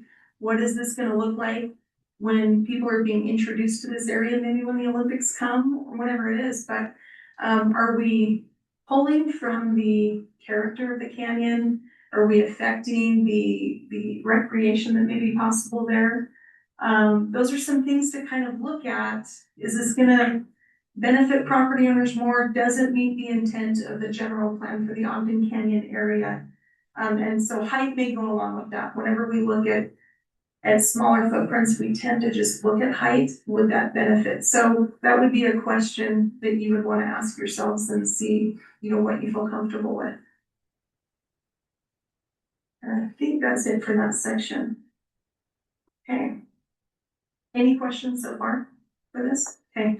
Something else I'll point out actually that we chatted about that I think I didn't finish my thought on was that the buildable area for these is really going to be limited by the fact that all of these parcels are on septic. There's no sewer in Ogden Canyon. So there has to be room for whatever they're being proposed for their septic system, drain field, all of that. Some of them have spent years struggling with the health department to meet those minimum standards and come up with some alternate ideas that still meet state requirements. So we've got a few that have been in process for quite a while, trying to get that sorted out, figure out how big their footprint can be and still meet some of those minimum requirements. Okay. The next portion of the ordinance that we're looking to amend, you guys went through this with Charlie several times. Charlie spent a lot of time looking through the ordinance and trying to make our land use ordinance much more applicable to the fact that we no longer have Ogden Valley as part of unincorporated Ewert County anymore. And usually while we're at it, we try to clarify everything we can and make sure that everything fits together really well. In all of that process, there were a few uses that are typical to the FR3 zone, that's now the R3 zone, that were left out inadvertently by staff. And so we're looking to correct that and add those uses back in. One of these would be specific to a recreation lodge. A recreation lodge is an interesting part of our ordinance that you're probably not familiar with yet, because it's typically only allowed in the forest zones. And there's no cap on the number of recreation lodges you can have on a parcel. You can have 20. They have to meet setbacks. They have to be able to tie into water and sewer, all of that that's tied in there. But where we don't have a cap on that, we did put a condition in here that recreation lodges are only allowed in the R3 zone where it is within 1,000 feet of the DRR1 zone, which is at the Powder Mountain. So these particular parcels that we're talking about, that really this would apply to, would be these two parcels here off of Summit Pass Road that are immediately adjacent to the Powder Mountain Resort. That's what we would be looking for there. And it would be these three essentially kind of short-term uses that would be added back into the ordinance for that. And you've got those changes in your packet. And then the third set of changes would be to our fencing requirement. It is almost comical how often we have to read through this fencing ordinance, especially every time we get someone new who's reviewing land use permits and they see something that we don't see because we've been looking at the same ordinance. So in an effort to clarify and to meet the needs of a lot of these communities, these master plan communities that have smaller lots that are trying to maximize what little bit of yard they have right now, our fencing ordinance states that on a corner lot, within a setback from a right of way, you can't go taller than 3 feet. If you want a 6-foot fence, which most people do around your backyard, you've got to move it into at least the minimum setback, which in some cases is 5 feet, but from a corner lot, oftentimes it's between 10 and 20 feet, which doesn't leave a whole lot of yard within the fence. And so the biggest change to come out of this clarification is to allow that 6-foot fencing on a corner lot, as long as it only surrounds your backyard, and you have to leave a 2-foot strip between the sidewalk and the fence. We've had a couple of instances where we've seen fencing right up against the sidewalk. We don't like it. It's not ever what was intended. And so in an attempt to kind of maybe bring some people into compliance and yet still allow them to maximize the use of their yard, that's what we're proposing. So that's the change to come out of this. The rest of the language that you'll read in there is hopefully just to make it clearer and easier to read for both the applicant and staff as we're applying it. That is all I've got. Do you have any questions for me? I brought up a concern in the pre-meeting about that 6-foot fence being, it wouldn't impede the roads, but I think it would impede the driveway visual. And I'm not sure if 2 feet back is enough. It might be. So at this point, I'm not sure, like, as staff, my inclination is to table at least that portion, or what are you feeling? How fast do you want to get this through? Is it okay if we look at that, or we can like table the whole thing or pass it without the fencing? We have been asked to kind of move us through the process, I think, because we're looking at other applications coming through. I think it's a good concern. I've had experiences with that as well. And maybe we, if the planning commission is comfortable with the other changes that are proposed, maybe we table this particular section until maybe the next planning commission meeting where we've had a chance to go through things. Director, do you have any? I think that'd be great. We're not wanting to rush anything through, but I can just table this portion of it and forward a recommendation on the others, however you feel. That's correct. Just a question, Commissioner. Are you want like an engineering review of this, or what do you want? Probably it just kind of, engineering probably will look at it and see like how, on a 25-mile-per-hour street, or sometimes I would assume these are all residential streets where it's like the front yard might be, well, I don't know. I'm just making sure that where that side yard is, and we could do exceptions if so, write in something that says like so far away from a driveway, because if it's right next to another property that doesn't have a driveway, but just making sure we look at the side triangle, that's all I'm concerned about. Right, 'cause I had the same question in the chair meeting last week on corner lots, being able to visually see around them when you're at that, that corner. And so I mean, I agree with that. Would you be comfortable with approving it with the condition that it goes through the engineering review, or would you rather see the result of the engineering review? I think it might be best if we see the engineering review. I think Up to you. I don't know how we'd approve it without something specific or specific code language. Yeah, I would recommend that. And also too, Tammy, it might be good to look at Ogden City because Ogden City put, a caveat in theirs with the driveway that the fence has a certain side triangle with the driveway. With the driveway. Uh-huh. Yeah. And so that's something that, we may want to look at too. And then that way we can tie that up a little bit better. I feel a lot more comfortable with having that language included in the code Okay. about the site. For side triangle for Yeah. driveways. My other thought, and if I can keep all my thoughts together, was, I mean, it's different when there is no sidewalk, so some of these might be right next to, is it 2 feet off of curb and gutter if there is no sidewalk? So there may be some language there, there's a thought. Typically, we're gonna have a right of way boundary Okay. that they wouldn't be able to put their fence within the right of way. So even if there's only roadway, assuming this is on a subdivided parcel, the right of way would encompass quite a few feet outside of that to allow for future expansion. Whether it's with expanding the asphalt or for future urban sidewalk. Yeah. But we do have some developments where we're not requiring park strip. And so that would change the distance too. So maybe instead of making everything in relationship to the sidewalk, it may be relationship to right of way or something just to make sure. Because sometimes if we have a really big park strip and then the sidewalk, then it wouldn't be concerned at all. So I guess maybe just the side triangle covers it. Personally, I am a little concerned about the 2 feet because I don't know, most people don't take care of the 2 feet on the outside of their fence. And we have that issue in a lot of my neighborhoods. So as long as there's a side triangle, I actually prefer it right on the sidewalk so that, and I don't know what the other concern was about having the 2 feet, but from what I've seen, that turns into 2 feet. That's not very pretty. So I don't know who ends up maintaining it, so.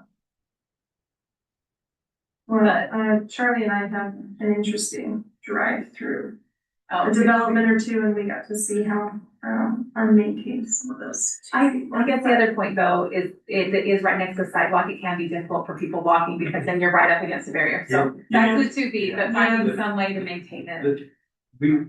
Drive gate. I walk pretty regularly in an area that they allow fencing right up to the edge of the sidewalk. And it's a little difficult. Yeah, that's true. Especially in areas where there's narrower sidewalks. Yeah. So. And I think the 2 feet back was also an attempt to provide a little bit more of a clear sight triangle for people walking on that sidewalk. And that might be enough, right? We can take a look at that though. Okay. Commission, I would recommend that, and the public has came for a public hearing for this, that we have it for all of it, and then we can set a table portion of it. So, now, that will not happen in public hearing. Anything else for staff before we open the public hearing? Okay, thanks, Ken. All right, commissioners, unless you want any discussion, I'll ask for a motion to open the public hearing. So move. Second? Second. All in favor? Aye. Opposed? Okay, we are in public hearing for this item. If anyone wants to comment or has any concerns, come on up, give us your name and address in 3 minutes.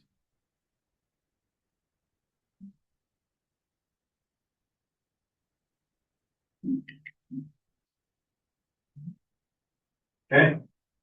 Give it the necessary 10 count. Go ahead and ask for a motion to close public hearing. So moved. Second? Second. All in favor? Aye. Opposed? Okay, we are now out of public hearing, commissioners. Unless there's any other discussion you want to have about this, I'll ask for a motion. Yeah, no question. So like on the height of the building, I don't think 30 feet is a big deal, but can they do an accessory building and not have like a living space also? Can they have just an accessory building on a lot and not have a home also?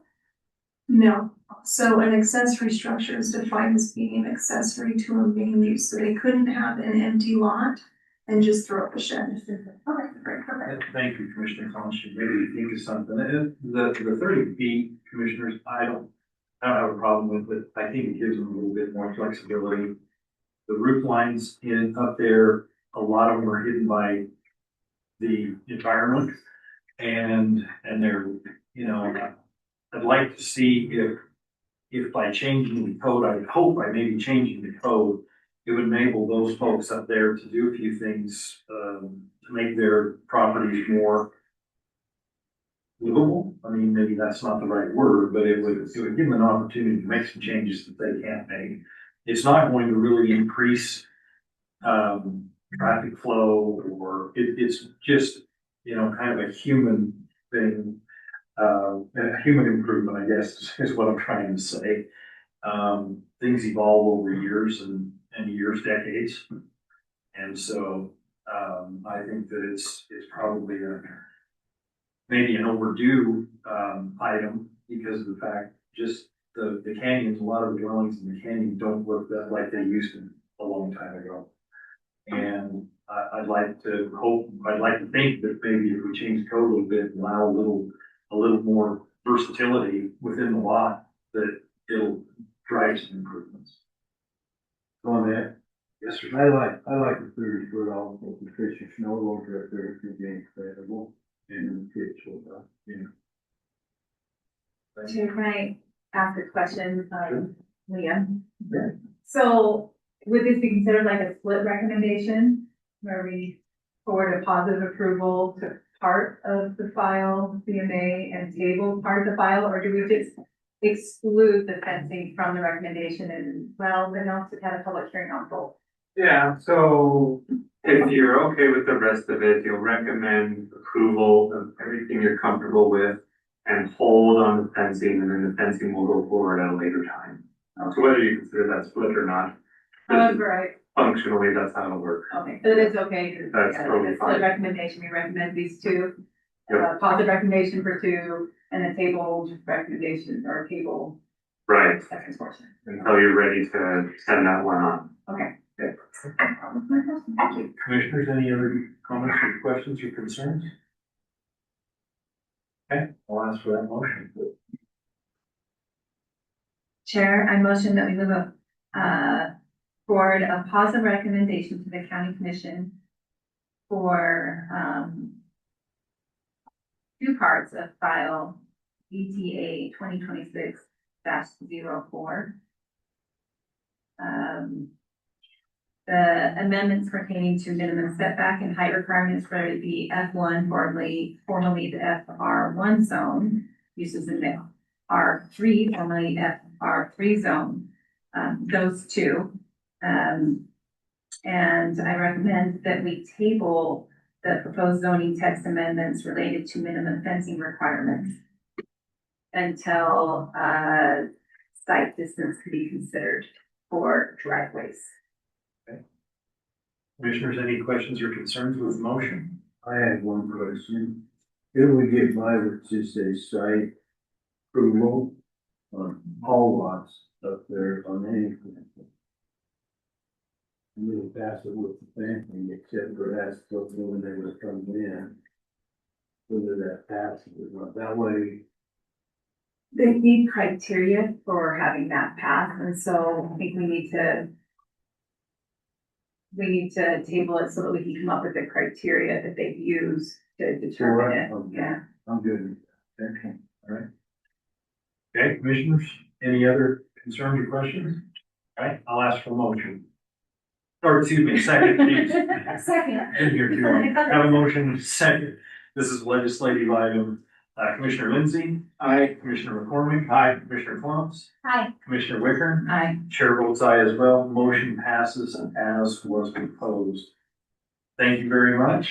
Now we're on to administrative items on our agenda. Item number 2.1, which is described as LBL 051926. Consideration and action on a request for preliminary approval of Longhorn East subdivision, also known as Midas Development. Residential single development, plan includes 211 lots, 7.5 acres of park space built in accordance with the Midas zoning development agreement located at 6700 West, 700 South. Director Grover was going to need to be excused at 6:30, so we're on that. Phoenix? Yeah, Go ahead. thank you. A good introduction. I will probably just reiterate some of the things you mentioned in that introduction, but I have a few slides I'd like to share as well. And start off with just the general area, showing this aerial image, showing parcel boundaries as well as some of the neighboring developments. This is helpful to kind of see the landscape of the area, existing public roads. So this public road access, there's 2 points that would primarily be used. You have 7100 West Street and 6700 West.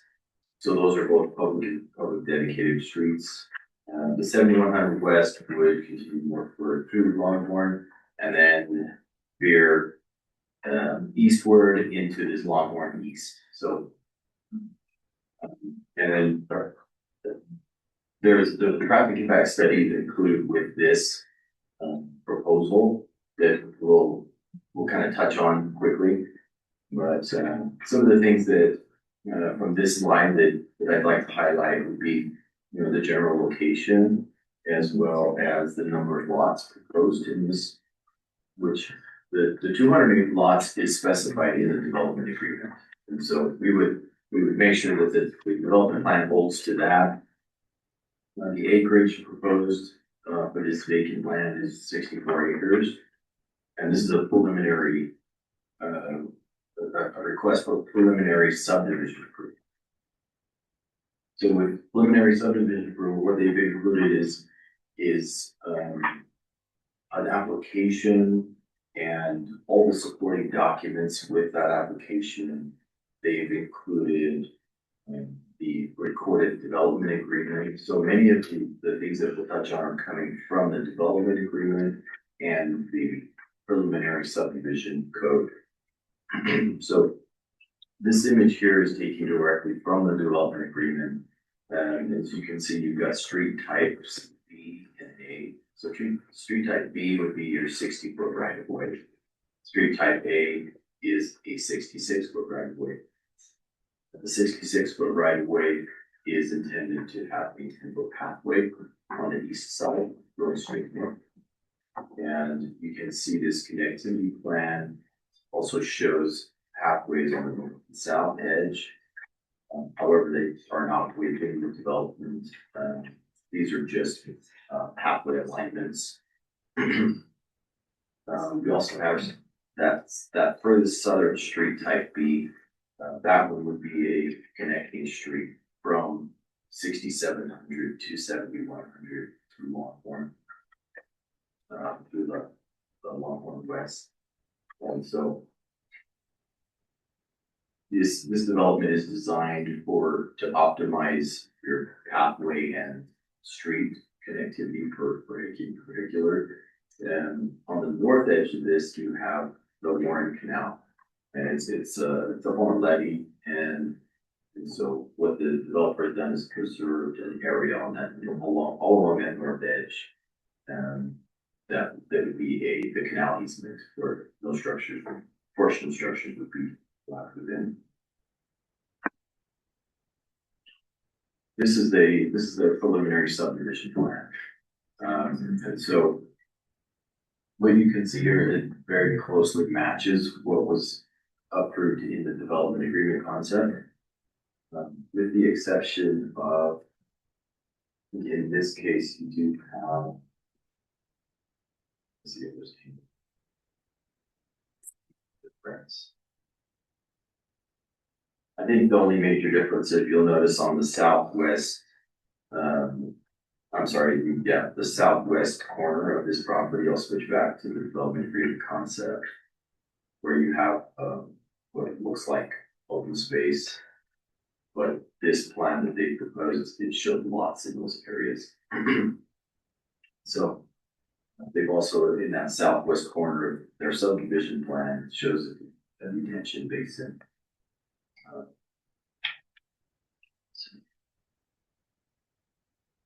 Okay, so the preliminary phasing plan here on this page, it shows how the developer intends to provide access through.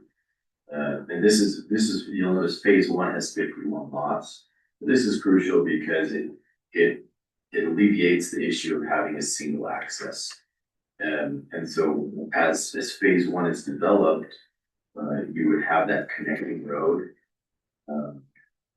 to 67, or from 67 to 7100, but you would also have roads that would loop around. So if, for instance, phase two, having 47 lots would be developed, and then would loop back to the main street system.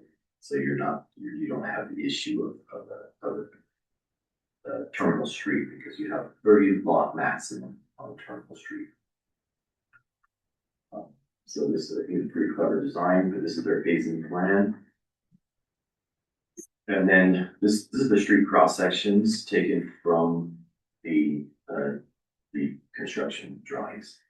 I put these 5-foot sidewalk notes on there. I made the developer aware that these little corrections would need to be made. But other than that, it looks solid. You'll notice the 30-foot trail easement detail. All of these all the public infrastructure will have street trees, and that's a basic requirement that's from the development agreement. And here's their sewer alignment plan. So the green lines would indicate the sewer lines, and you've got a pressurized sanitary sewer line that runs a little bit south along 67, and then it cuts through some private land, and then continues over to the Black Pine Lift Station, which is, I believe it's currently under construction or nearly. Culinary water will come from the West Warren irrigation, or Warren West Warren Water District, and the irrigation water, or the secondary water, will come from the Warren irrigation water rights and the storage pond that's being held in the Longhorn State subdivision, just to the north of the Carroll Village. The plan so far is that the developer would like to, yes. Okay, so you said who is providing secondary water? So secondary water would be from a private system. It would be from the managing company that would operate the secondary water system, is the Box Elder district. You see that city. Yeah, so I've just seen the recommendation. It says Yes. Pine View Water Systems or Weaver Box Elder Conservation District. Yes. Okay, accepts ownership and maintenance of the secondary water system before Yes. final is, okay, so it'll be private until final approval, and then it'll be adopted into their system and maintained by their system. Yes. Okay.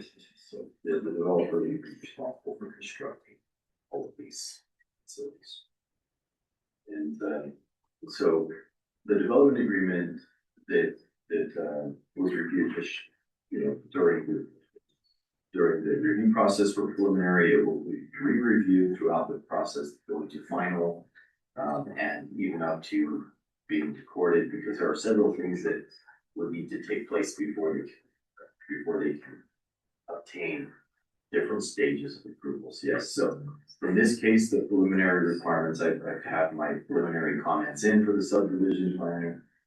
Some of the things that were not clearly addressed, I've included them as recommendations in the report, but some of the on-site improvements that you find are listed here on the screen. One thing that's kind of unique about this Longhorn East is that they do have a 7.5 acre park, and that would be a fully built park with water rights included. And the public park would be dedicated to the public, to the county, and the county would then turn it over to the park district. That's in the best case scenario, that's how it would pan out. Sorry, can I repeat Yes, another go ahead. question? So it'll be fully completed and then turned over, correct? Not just the land.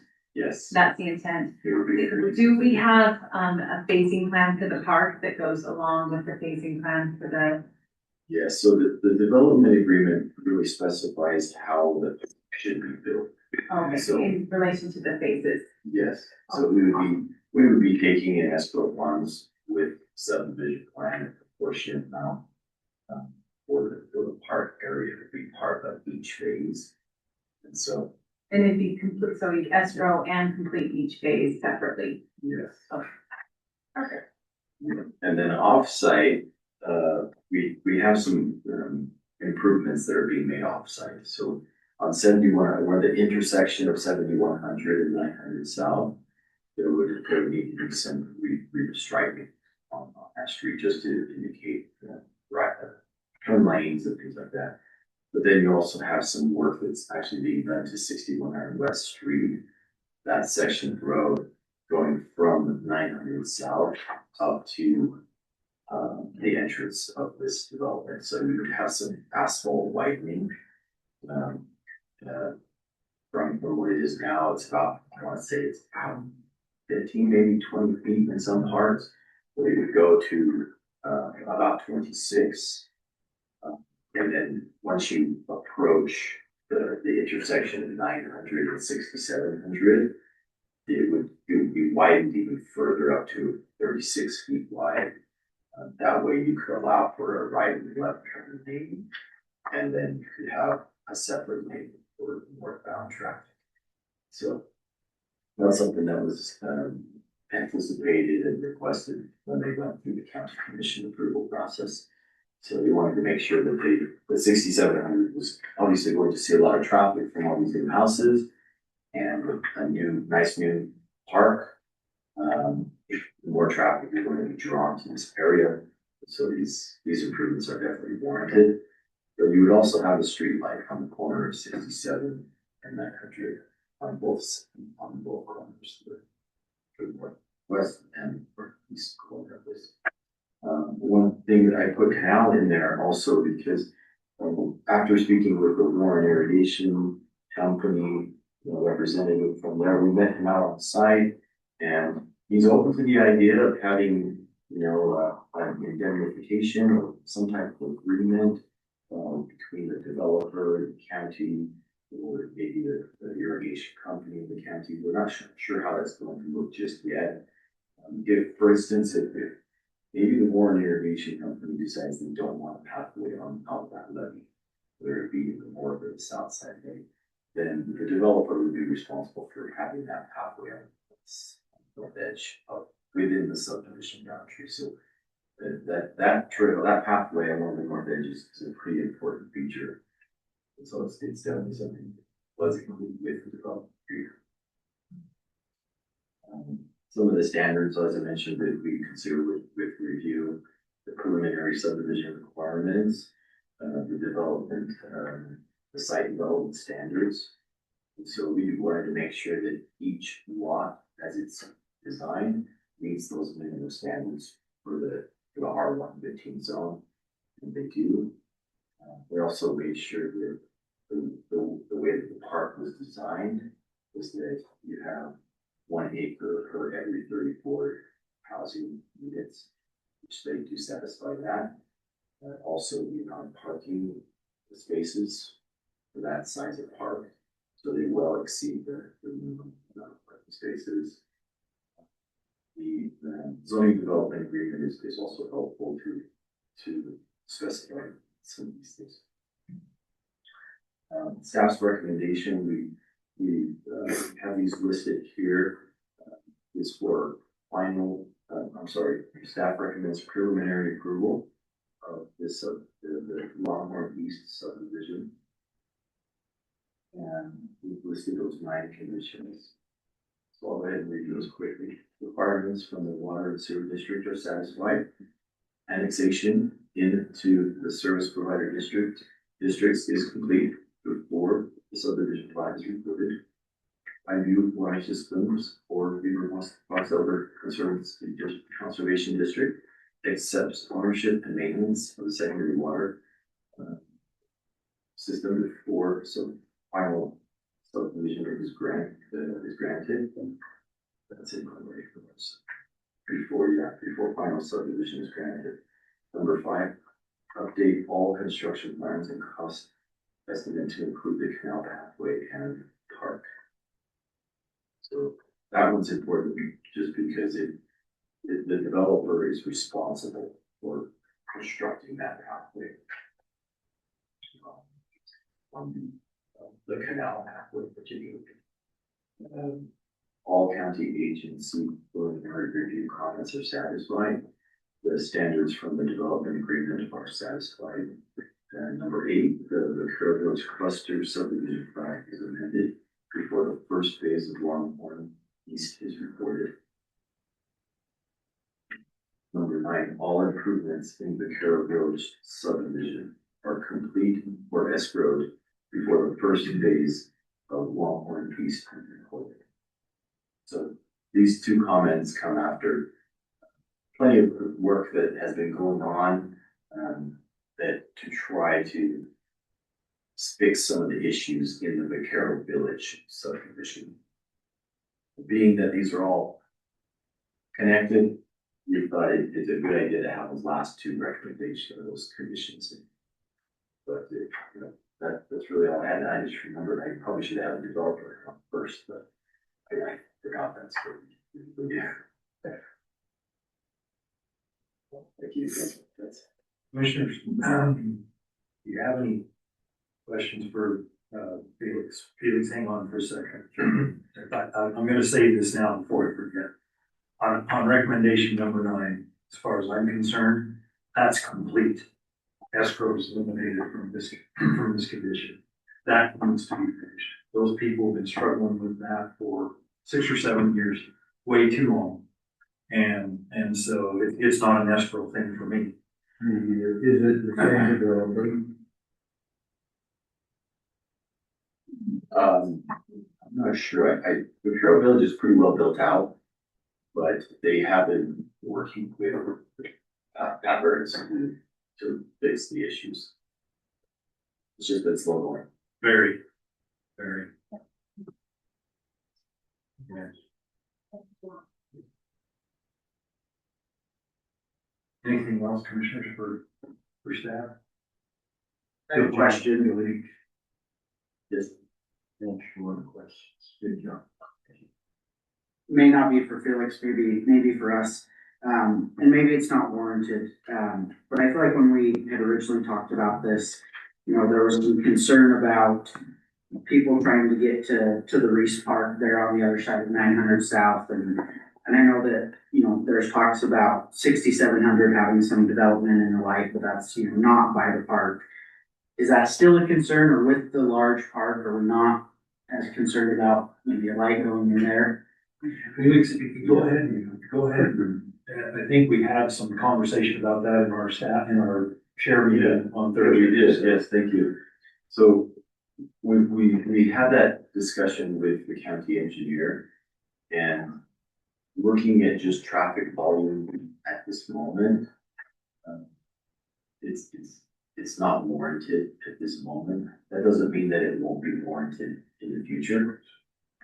Because the way that the development is designed, where you have some of the project coming down 7100, and then it's almost a 50-50 split. So some of the rest of that traffic come down 67. And so there was discussion of maybe putting a stoplight on the corner of 6700, 900, or maybe some flashing, crossing, or maybe reduced speed limits leading up to this area.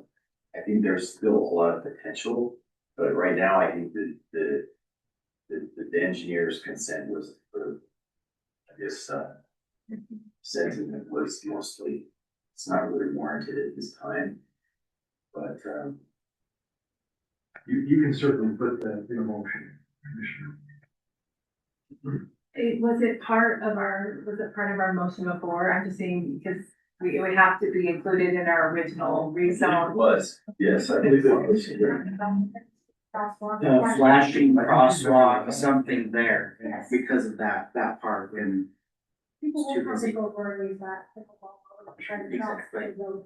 I'm sure they want access to both of those parks. For sure. So what is the, big recommendation for flashing crosswalk? Is that? that's what we talked about before on the I flashing remember, crosswalk. was it part of our recommendation? It wasn't, because when you brought it up. Yes, Flashing crosswalks at, 67. 71. 71. and both? Yes. I think 900 south is. Oh, sorry, Yes. 7,100 and 900. Question, you really, sure, so you're saying that as these phases go through. Then they require a study on the traffic that comes out of them. Well, they have a traffic study already, and that's where we got the recommendations for widening on 67. So it was like, wonder if, am I saying things correctly here, Charlie? I wonder. Come in with my mouth full, which part? Yeah. Anyway, so the traffic study really didn't touch on pedestrian crossing for 900 south, didn't touch on that. So I'm curious. I guess what's the. That's the only way we can. That's right. Just keep my mouth full and talk Oh, for. yeah, that's good. So the traffic impact analysis was about, mostly about, 67, is that 6700 West? What it found on 7100 West is that at least for vehicle improvements, there's sufficient, the county road widening and all that, made that sufficient right away there. I didn't think there's a turn lane from both directions. As far as crossing the road there, the development agreement said, put a crosswalk in so that the kids can go to the park. The engineering division said, we're really worried about putting a crosswalk just cold turkey in the middle of a, 55-mile-an-hour zone or something like that. And so they asked for a traffic study, not a big traffic study, just a warrant study of whether or not a crosswalk is needed. And the engineer who did the warrant study said, no, a crosswalk is not needed right now. It's just not warranted. Now, that said, in the future, when you've got good connections between the two parks, you've got a trail that runs right down 7100. I do see a lot more crossing happening. Unfortunately, no disrespect to any engineers in the room, but sometimes engineers, you have to prove that there's a need first, and it's hard to prove that there's pedestrians crossing when there aren't yet. I guess the question comes down to, what did the county commission recommend? Because that's not contingent. Did they make it contingent on the engineering study? So the county commission in the development agreement says put a crosswalk in, but where the engineers ran a warrant and the warrant said no, we did discuss it with the county commission, and they said the warrant study said no, then probably not now, but it doesn't mean not ever. If we say not now, we're probably not saying not pro this developer, probably saying maybe that the county, the taxpayers pay for that in the future. But it is something we can put in our recommendation because it was in the county commission's recommendation. You So can, we can and- nudge them again and say, no, we're considering that. You can, and the requirement of the development agreement is installation of the crosswalk with user activated rapid flashing beacons and advanced signage. To me, and I don't do these traffic studies as a routine, but to me that should resolve most of the concerns. As long as those advanced signage are far enough down the road saying crossing ahead, maybe even it starts flashing as soon as somebody back there pushes the button.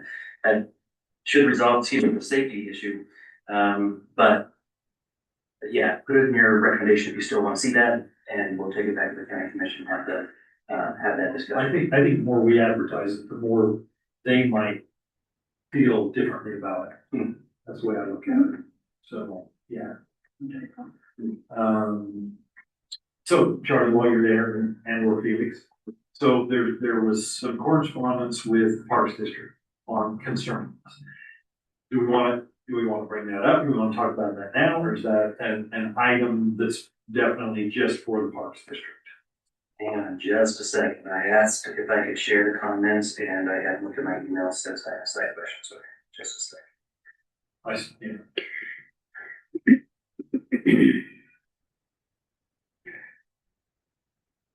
not seeing a response yet. I'll just keep it general. So the park district, they're struggling a little bit. I think they've got some fatigue. They're all volunteers and it's hard for them to deal with. They're dealing with developers a lot. They only meet once a month and so it's hard to keep things going. They thought they had an agreement with this developer on this park, and it sounds like things have changed just a little bit for the developer. I've been privy to some of the correspondence back and forth. Park district isn't satisfied yet with the park provisions, but when I reached out to park district and said, "Hey, we want to make sure you know that we're going to require escrow, we're going to require engineered design and cost estimate for this park before we let it get recorded," they were pretty relieved about that. Glad they were on the same page.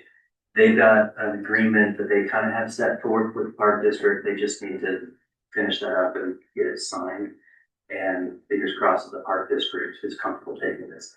If not, the development agreement says that the county will take it. What we may end up doing is we may end up saying you need a nature waiver.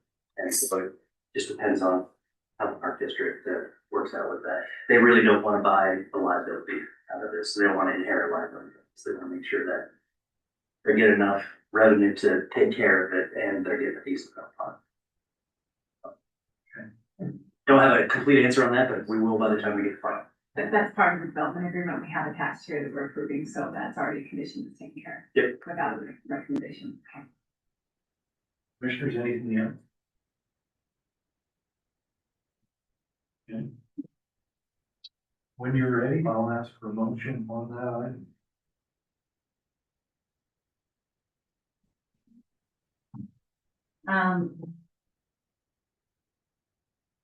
I recommend preliminary approval of the Longhorn East subdivision. And this recommendation is based on the conditions that are listed in our staff report. In addition to the findings of our staff report, with one additional recommendation, and that is that a flashing crosswalk with advanced signage be installed at 7100 North South.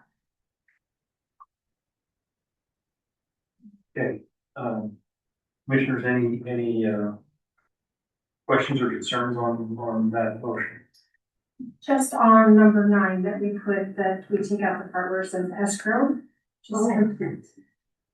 Yes, I can amend my motion right now before, so I amend my motion to also state that on item number 9, states that all improvements in Vaquero Village subdivision are complete before the first phase of Longhorn East is recorded. Thank you, Commissioner. Commissioners, any other questions or concerns on that motion? Perfect, I'll ask for a second. Second. On this one, do we have to do a roll call or is this? Up or down? You do a roll call. Okay, all right. Commissioner Lindsay? Aye. Commissioner McCormick? Aye. Commissioner Holmes? Aye. Commissioner Wicker? Aye. Chair votes aye as well. Thank you. Motion passes unanimously. Next item on our agenda. Administrative item 2.2, LVR 0611526, consideration and action on a request for preliminary subdivision approval of the Riverbend Farm Phase 1, Amendment 1 subdivision, consisting of 10 single-family lots within an area previously platted as agricultural open space, with additional open space of 3.02 acres being dedicated along the Weaver River corridor located 900 south, 3600 west. Higgins? Yes. Chair, Thank you. Go ahead. may I request to be excused? Yeah, sure. Do we still have a Forum. quorum, then that's okay. Yeah. I'm so sorry. Thank you. Thank you, Commissioner. Okay. Go ahead. Okay. Yes, and keep started on your presentation. Okay, great, thank you. So we, similar to the last one, I have a few slides to share. And this aerial map kind of shows the general location. You have the Weaver River that kind of winds along this west side. And you can see those lots just to the east of 3600 West Street. Those are part of the Riverbend Farms Phase 1 and 2, the cluster subdivision. So this was part of, so phases 1 and 2 were recorded with the cluster subdivision, which allows them to cluster those lots into the area and go down as low as 9,000 square feet. and 60 feet wide. And so what the developer is proposing to do is actually add more lots, so to phase one. So they would amend phase one. They would have 10 additional lots in that area in yellow, just across the street from 825 South. And then they would also designate some additional open space along the river. And so the proposal's total area is 6.7 acres. And in this case, they're requesting preliminary approval for this riverbed farms.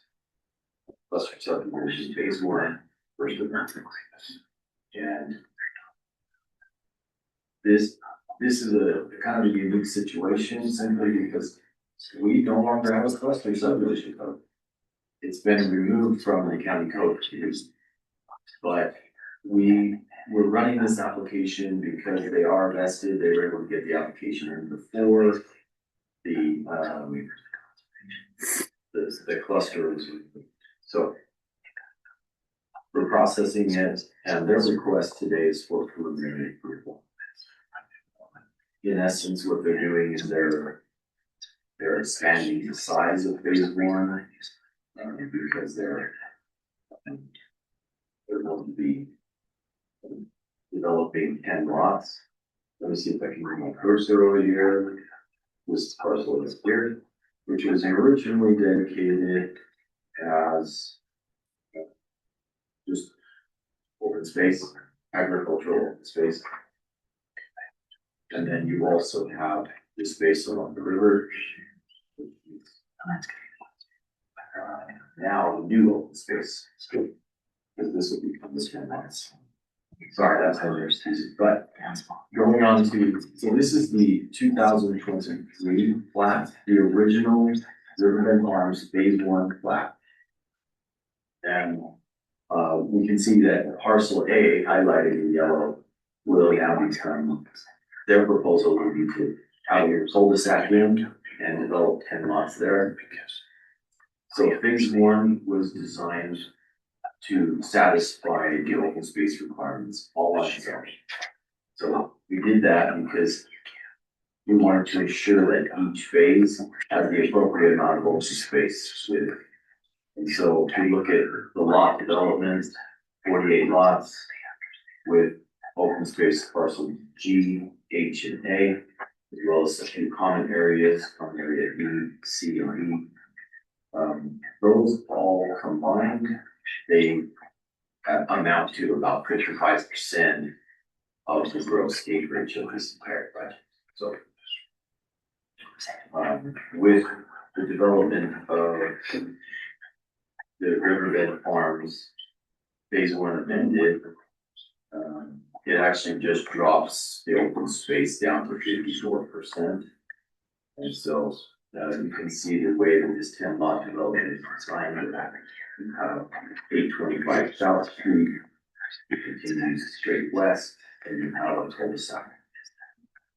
One thing to mention is that the county required that they dedicate additional frontage, 3,600, when that eventually 3,600 is planned to be 100 foot right of way. And so the developer has given the appropriate right of dedication. They also will be building a 10-foot pathway along that west side of the street on 3600. And the county has actually secured some grant money for a trail on the north side of 900 South Street. And so the developer's responsibility is both for the section and for a pathway along the north side where their property sits along 900 South Street. And there would also be some asphalt arrangements for part of this. Okay, here's the open space along the river area. And so this is taken from their civil plans. So they would be doing quite a bit of asphalt. The dark gray area reduces asphalt improvements. And then you also have areas with, labeled with number 9. And those would be shared access, shared driveways. We're trying to limit access points off the collector streets, which is 3600 West. And we also have some labels pertaining to the existing power lines. So those were all going to be undergrounded along this project. And utilities will largely come from the 825 south. So we also have some utilities in 3600. This.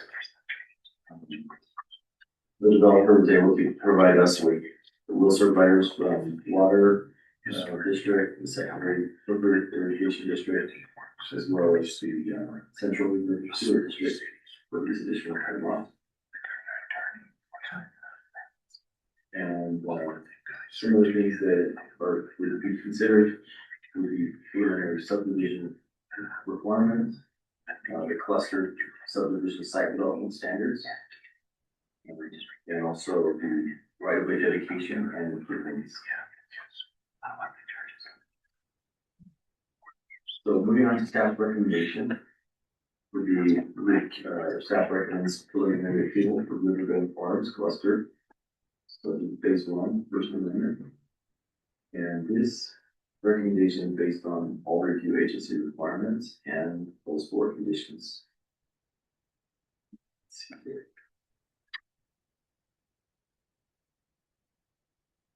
So the developer shall provide a cost estimate for all subdivision improvements,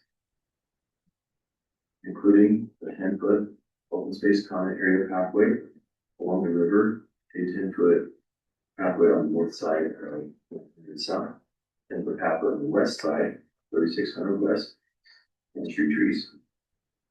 The developer shall provide final will serve letters from the river irrigation company and Taylor Water for final subdivision approval. The final subdivision plat shall include a signature block for Taylor Water District. And the final plat will show open space, pathway, dedication, and shared access from properties from 3600 West. So obviously, one of those is part of that condition is already met. But number 4, the open space pathway dedication would be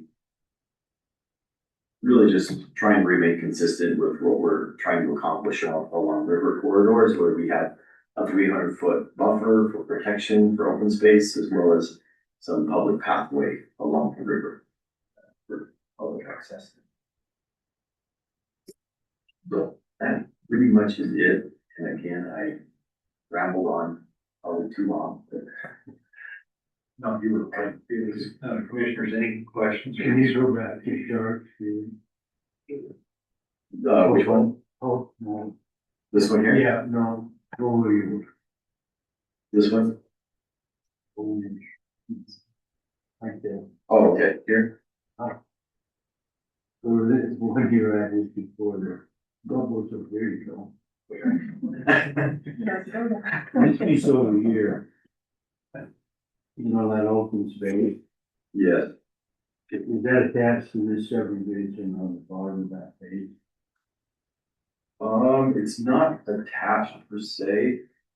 You do have, I mean, it is contiguous with land that they own. Right? So Lacey Richards is here too, so she might be a good resource for that question. What I was wondering, it should be like maybe an easement across there. It's fencing a lot of those pieces, so in the future, if there is a bill, that's something to be built across. Okay, so like an easement for access. Yeah. Okay. Yeah, that's true. With a connection for everybody. Oh, yes, it does. Yeah, let me zoom in a little bit. That's a good catch, but I can. So.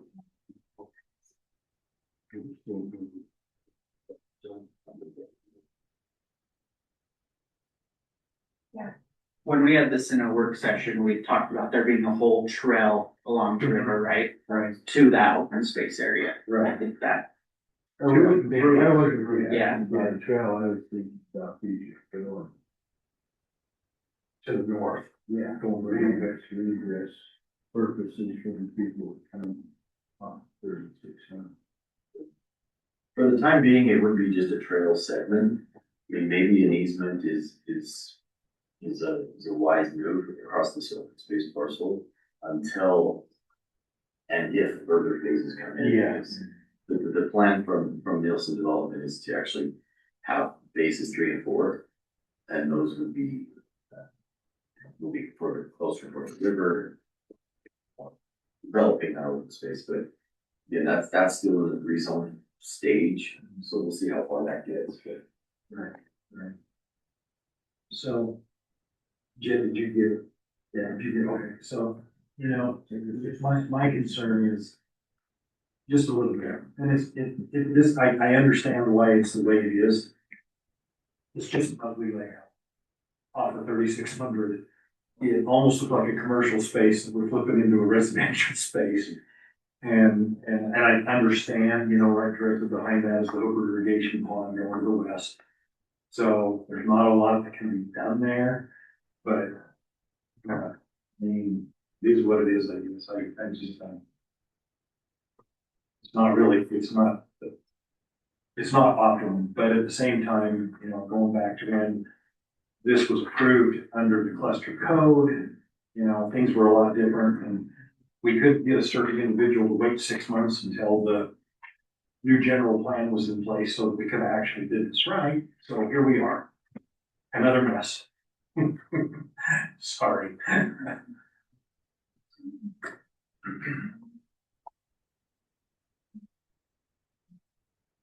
If you're not comfortable with that. I don't think there's much, I'm looking at it in all kinds of different ways to see if there's any real way to do anything different with it. It's like, I don't know what you do with that. I'm sure you've looked at it every which way you can, because I don't think Lacey and their team and Nelson are probably exactly happy with it either, but it's better used, developed, than it is as open space. So at the end of the day, that's what I have to tuck away in my brain. The open space will just turn into a weed patch. Over the river park, in that one. Yeah, well, eventually, though, I think that as that development happens on that emerald necklace, I think is what they're calling it, along the river, it's a long ways away. I won't see it. But, yeah. I meant the name. Oh, yeah, the emerald necklace. I'm just going by what these guys say. Yeah. Anyway. So this is the part you're talking about right here, The Hoover irrigation. I would rather have that than the name. Well, I'm fine. yeah, the only thing that I was thinking about there, it took me a minute to realize that that's what that was that there could be a stub there instead of a cul-de-sac to go on further down. Yeah. But the pond kind of cuts it off where utility. Commissioners, anything else that is of concern or questions for staff? Okay. I'll ask for a motion when someone's ready. I move that we provide preliminary approval of the Riverbend Farms cluster subdivision, phase 1, First Amendment. Based on all the review agency requirements and the conditions that are listed in our staff report. This recommendation is based on the findings listed in the staff report, which are the proposed subdivision conforms to the Ewert County General Plan. The proposed subdivision complies with the applicable county codes. The subdivision conforms to the zoning and subdivision ordinances. And I forgot to mention it at the beginning. This is file number LVR 061626. Okay, thank you, commissioners. And I have a comment, we didn't hear from Lacey. Oh, well, it's an administrative item, so we wouldn't normally. Oh. But if you don't mind, if you have any questions or anything. I did. Okay. So, we okay to stop here and? Yeah, nobody has, All we have is a motion. all we have is the motions. Okay, that's fine. So, Ms. Richards, do you mind? Lacey Richards with Nelson Homes at 1740 Colmy Road. Mr. McCormick? I don't think you want Lacey to go over every. No. No. I just wonder, Lacey, did you touch the people around there? That's kind of where I left that comment. Oh, I understood that your comment was for the next phases on the east side. So we've got a contact list for those. We haven't contacted those people about this one up on the top. Yeah. I mean, that's close, yeah. Okay. No. So then how far away from the Benton subdivision is just a property or two over to the north from this, right? Yes. Yeah. Okay. Okay. Commissioner Holmes, do you have something? Okay. Anything else? I do have one of them. On 3600, does the land come off in front of your property, is it just dedicated? No, we have to do the right of way improvements on 36. Anything else? All right. I'll ask for a second to the motion that was presented. Second. Commissioner Lindsay, Aye. Commissioner McCormick, Aye. Commissioner Clones, Aye. Chair votes aye as well. Motion passes unanimously. Thank you very much. Thank you. Thanks, everybody, for being here on such a warm day. Appreciate everybody coming out. Oh, man, I was glad to come. Yeah. Even as hot as it is here, it's still cooler than being out there, right? Yeah, for sure. Sure, appreciate it. Let's see, next time on our agenda. Public comments for items that were not on our agenda tonight. Does anybody from the public want to get up and speak? Okay. Next item, remarks from the planning commissioners. Commissioners, anything? I think I made my remarks. Thanks for being here. Appreciate it. Staff, thank you. Did a great job as always. Liam, thank you. Planning director report. Our planning director had to leave early. Charlie, any parting words? No parting words for me. No, I guess Rick left early, so. Yeah, he said at 6:30 was his bewitching hour. Got it. Okay. Legal counsel, Liam, anything? All right, thank you very much. I'll ask for that final motion. Move that we adjourn to the work session. Second, let's go. Okay, all in favor? Aye. Perfect, here we go. You come to the work session, we're meeting back in the back. Another. I'm ready. Well, Are you hungry? Sure, you don't know part of it. We don't. Part of it.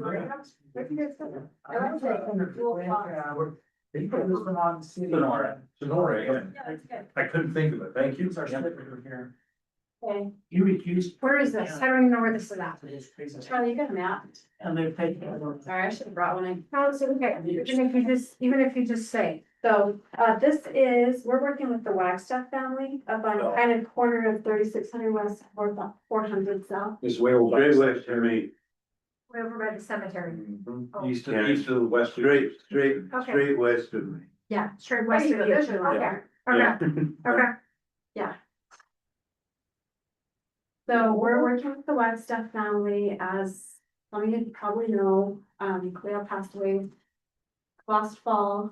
And the family is ready to do something different with the property that they were left. And so we're working with them to just rezone it just straight to R115, which is what the general plan anticipates in this area. We're not asking for anything attached. We're not asking for lots smaller than the 6,000 that zone allows. We're just gonna be at or under the 2.9 units per acre. Pretty straightforward, yeah. Yeah, so just looking for some feedback as we get the concept from optimized here. So how does all of this fit in with what Heritage is doing down there and? So, sorry, I apologize, I should have brought maps for people, but so here's 400. That's right here, here's 3600 coming up, where we were just down at Riverbend was right here. So Heritage sits up here, further north. that's right, Judd kind of right up here. Right. Yeah. He's like, yeah, it was. You're about, I'm gonna let myself in the meeting. Okay. It kind of sits up here, so it does not attach to the. You don't connect, okay. No, we don't connect. No, but let me make a comment on what Heritage got down there just to the north of me. Mhm. This project here actually makes Alabama. They're gonna go out Cemetery Road. Yeah, And I know they've got that one ingress and egress in the past, that would have never Right. had 290s in it. And even though they get a big truck around it, you couldn't get a big truck around it on their property, because it's only 20 pretty easy. Okay, so. That yeah, makes You're that- talking about this little farm road that they were saying they had access Yeah. on. Yeah. So this gives them the other access that they double, need. it does a lot of things for the community too, because it actually connects Yeah. West Weaver Water with. Oh, yeah, And they've been yeah. after that a long time. Okay, good. Good, good. That's my other hat. So that's good. Yeah. Yeah. Me too. Sorry, didn't mean to exclude you. Yeah, really nothing that tricky with this one. We've got the development agreement template from Charlie. I've got our attorney working on a draft with that to come with the rezone. Just kind of standard stuff. You wanted like some handicap ramp stuff put in there, right? Yeah, Things like that. I think it's in the template, but, the, curb extension fold outs and the, tabletop, crossings of, streets with pathways. Yeah. Yeah, other than that, Yeah. Lance has been great to give us some feedback on kind of what the Parks District wants to do out in that area. We're working together to get that figured out. Are you looking at just the straight donation that was 75 for the lot on there? You know, we're looking at open space. Yeah, About doing what? open space. So potentially a park or just? Yeah. Okay. Have you talked to Heritage on Orchid? Are you buying that too? No, No. For sure? they said they got it sold. Told me. Heritage? I think they're just selling lots, so, Oh. yeah. So, no, but yeah, we've been talking to them. We can sewer all of this. Down here, there's that main trunk line. That runs right there, that deep one. So we can sewer all of this down this way. So we don't have to go up to their lift station up here, but they are building one, to my understanding. Are they gonna sewer any through yours? I don't think so. They haven't asked us to anyway, because we don't really connect right now. So I guess if they, wanted to build an off-site road down something, guess it could be an option, but we're bringing it this way down through there. So Heritage is pumping, They've got, yeah, they're. They got a building lift station station in there. and then are they going north or are they coming back to this one? No, they're coming across the The river, river. oh, okay. They're going south into that where it crosses the river. Yep. Over by house properties. so they're required to gravity as far as they possibly can, and then for the rest of it, pump. And then the pump just would run down gravity straight Right. to the trunk line. Okay. And then, yeah, other side of the river and then the next flip station. Okay. Okay. Hmm. Do you have, boundary around this? do you have any concerns, try it. Charlie? From your perspective of what you know about it? No, everything we've talked about so far seems copacetic with what we've been looking at, so. We'll just try and trace this for you guys, so you can see what we're looking at here.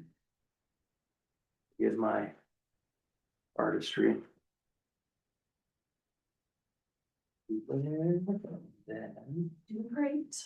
can't tell, did I miss a spot? No, Oh, just oh, back down over here. there. Yeah. Did you go like your professional? That's good, girl. Where's that dirt lane on there? It goes down the cemetery. It comes down, I can show you if you want. Oh, the cemetery one, Yeah, or the one that they're saying is the farm access? no, not the farm back there. The cemetery is where the mass is, right here. Where's the cemetery at? Right. So this is the Oh, dirt there, yeah. farm one. And it's 700, isn't it, Charlie? Isn't it like right in here? Yeah, 700, Show me the cemetery on there, Charlie. right here. It's way up there. Okay, I'm with you then. So that used to be dirt. Is it still dirt now? Oh, yeah. I know the county ran. Oh, the asphalt for cemetery. stuff. Cemetery. Right there, Right. that. Yeah. It goes around the It bend. goes and then around the bend, that's all. Then it Yeah, goes to. what are we gonna do about that? So I think the county would, has long-term plans. So Disco, Yeah. It's awesome. the long-term plan would be to asphalt it with the class B and C road funds. That's what we use to asphalt this length here.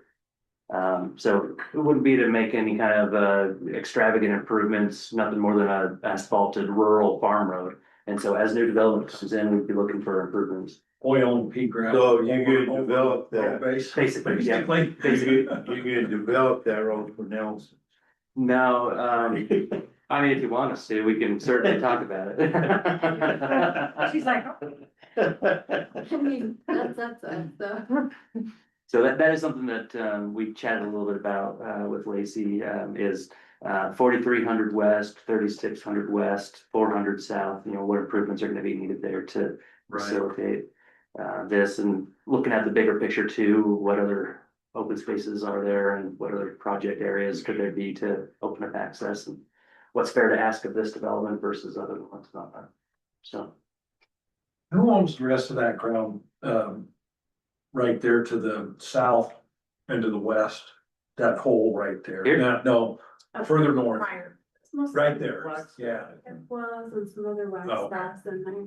Oh, it's split up? Hancock, Yeah, there's lots of parcels in there. Wagstaff, Yeah, there's another part of Wagstaff. Okay. Is that 200 acres? This piece that we're showing here is about 86.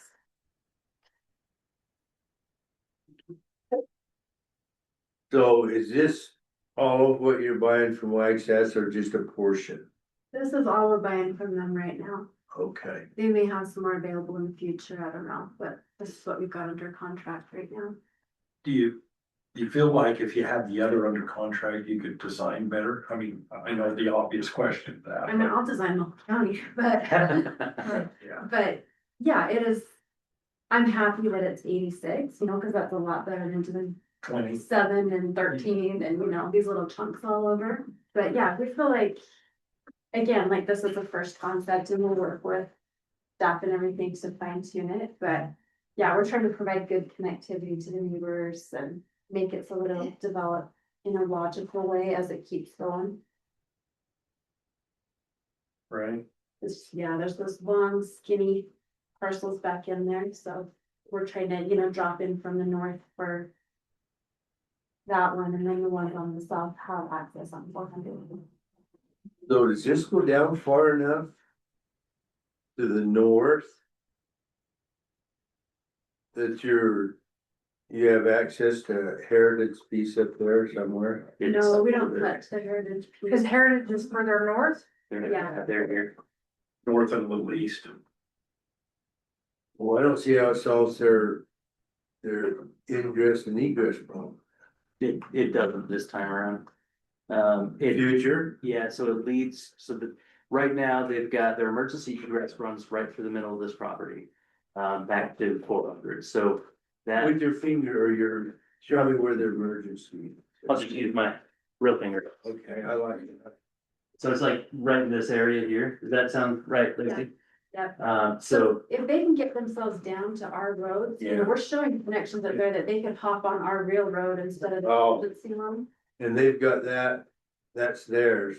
here to here, Is that Heritage's? which this. Where your finger just went? No, so this is all Wagstaff, but they think they've got access across it. And their development agreement requires it to be paved. It's not a full county road, it's just emergency egress, but we are asking for it to be able to hold a fire truck and for it to be open, perpetually open, so no gates or anything like that. If they can't do that, then they can't get more than 30 lots in their development. It's kind of a bitter bullet to do what they got. With just 30 lots. Yeah.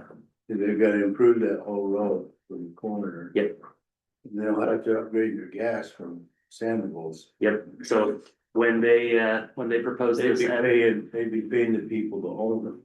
Yeah, Yeah, and as they proposed this as their emergency egress, I said, you gotta be very sure, because we're gonna make sure the development agreement says that you gotta have this in order to do more than 30 lots on the end of that dead end road. The other thing that we asked them to do is 700 north, which is this little leg right here. That's planned to be something all the way through. And so we asked them to escrow for the full cost of right-of-way improvements from this point here back to here. So Escrow what? escrow the, Put your finger back up there, just a little bit higher in that piece that's yellow right there. Is that where that barn is down there? no, the big barn is right. Not the big barn. There's a barn right at the end of 3600. That one's right here. Okay. Yep, that's on the Court Valentine's property. So. Well, it was his. It's in foreclosure, I don't know. Is it? I don't know whose property it is now. He's in jail there. That's what I heard too. But the county got dedication of 700 along his frontage.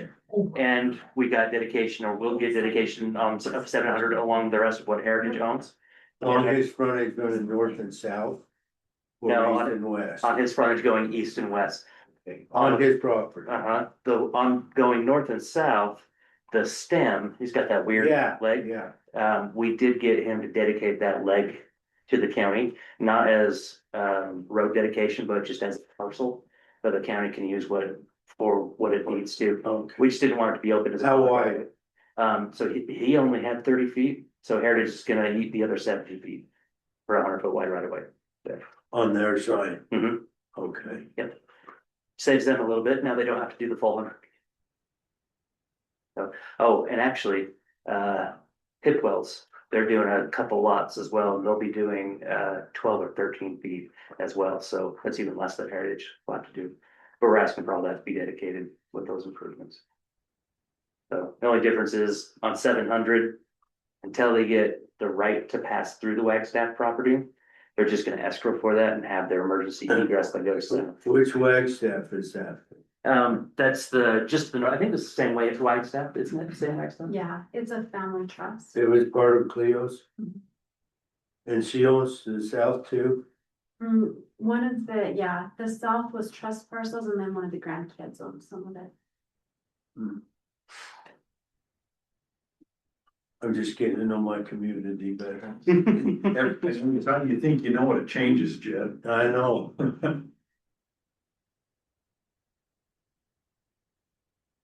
Death, taxes and rezones, right? Only thing sure in life. Is that front bottom orange line, is that 400 south? Right between the two pieces. Get up there and show us your finger.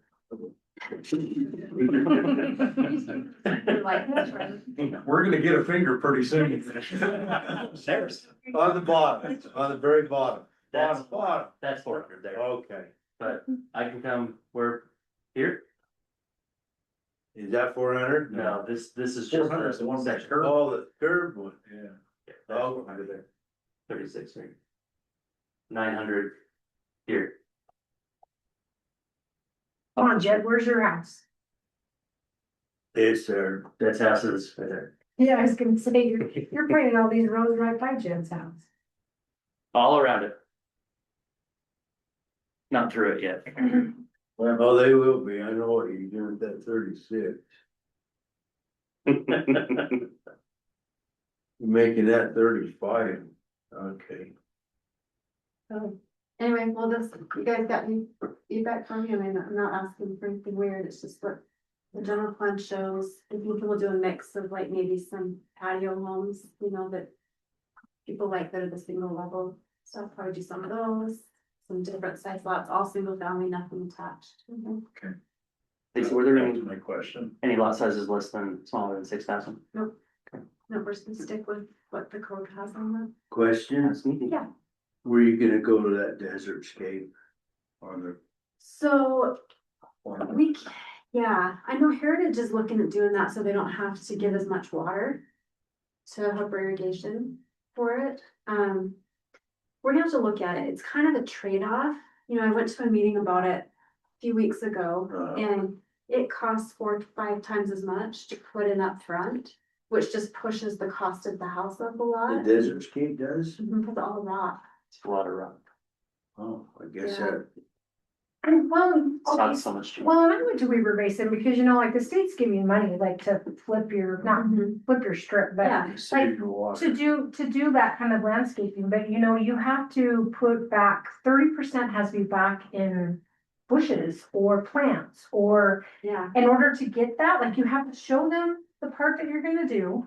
You have to show them your complete total landscape plan. It has to be all on drip irrigation. They FaceTime you, then they come out and they look at it, but 30% has to go back and not be hard surface. So you got $5,000 worth of design.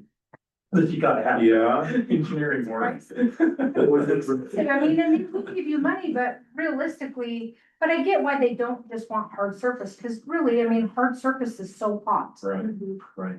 And they'll give you money, they won't give these guys. No, they won't give, yeah, not these guys, but they'll give, you know, if you're changing, but it's Heritage. expensive to just do it. Yeah, and I went to a meeting, you know, with some other developers from bigger ones in bigger counties, and they said, no, we just tell our homeowners it's too bad, like the house is gonna cost an extra $13,000 because we did this xeriscape for it, and that's not Weaver County at this point, and you know, our mission is kind of to bring housing to make it more attainable for more people, so it's a hard trade-off. You know, that being said, we try to be water wise in the design, you know, like the type of turf, the type of plants. But going to the straight xeriscape hasn't made sense from a couple different angles yet. The water-wise thing, because we saw it at the water district from Heritage. Yeah. And I mean, they had it measured down to, depending on which landscape you went with, but between 9,000 and 12,000 gallons per year for outdoor use. Well, that's pretty minimal. Yeah. But I don't know, and I But don't know that they gave us any cost of installation for that. No, but they are going to do it, and it will raise the cost. Yeah. Yeah, you know, it's a trade-off because there's only so many shares out there, but people, especially people with kids and pets, still want to enjoy their yards. Yeah. My guess, a lot of home buyers are not, you know, it's a requirement until after they submit a building permit here from us. So they might not even think that's gonna be part of their loan. Right. Unfortunately. Yeah, so it's you know, different things work for different people. We have gone to doing a lot of bizarre state park strips, you know, because it's hard to be efficient in watering a 4-foot park strip. Yeah. But that leaves just still usable lawn. I don't know. I have 5 kids. I would have lost my mind if I couldn't send them out in the backyard. Play the neighbor's yard. But it is nice that builders are doing that in the strips for people. Yes. I noticed that, T.R. Horton was doing that over in Taylor. They were putting in the rock in the, Part of the development agreement. yeah, I like that. I didn't, yeah, it's like, that's good. Because the streets were part of public improvements, the trees and the rocks, had to go in by the developer. You'll see that over Taylor, Landing and Winston, Stagecoach. Yeah, it was over at Stagecoach when I was walking the other day. That's where we were. I just keep driving by it, hoping it'll disappear, but it don't disappear. It's just when I drive in. If I have this 19-year-old that like wants to go on 6-mile walks, and I'm like, okay, you can keep getting further and further away from home, so I was like, oh, this is great. Yeah, it's coming together. Especially with a bad wheel. Oh, no, it's not, it's my hamstring, it just gets tight when I sit down. Stupid. But at least you'd be on a walk, so it doesn't matter, right? Yeah, Not sitting. yeah, not sitting. Doesn't bug them. Well, I don't have anything else. I don't know. Looks good. It's pretty straightforward, so. Jed, you said you do?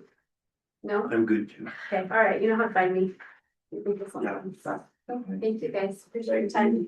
Have a good night. You too. Okay. Guess our work's done, or do we got more? Up to you guys, how much more you want? I think that will all we had on the agenda, right? This is all the required work is done, right? Or give me something before I say something. Yeah, that's all. Where's the chocolate? It's behind you. Throw him something. We will take care of that.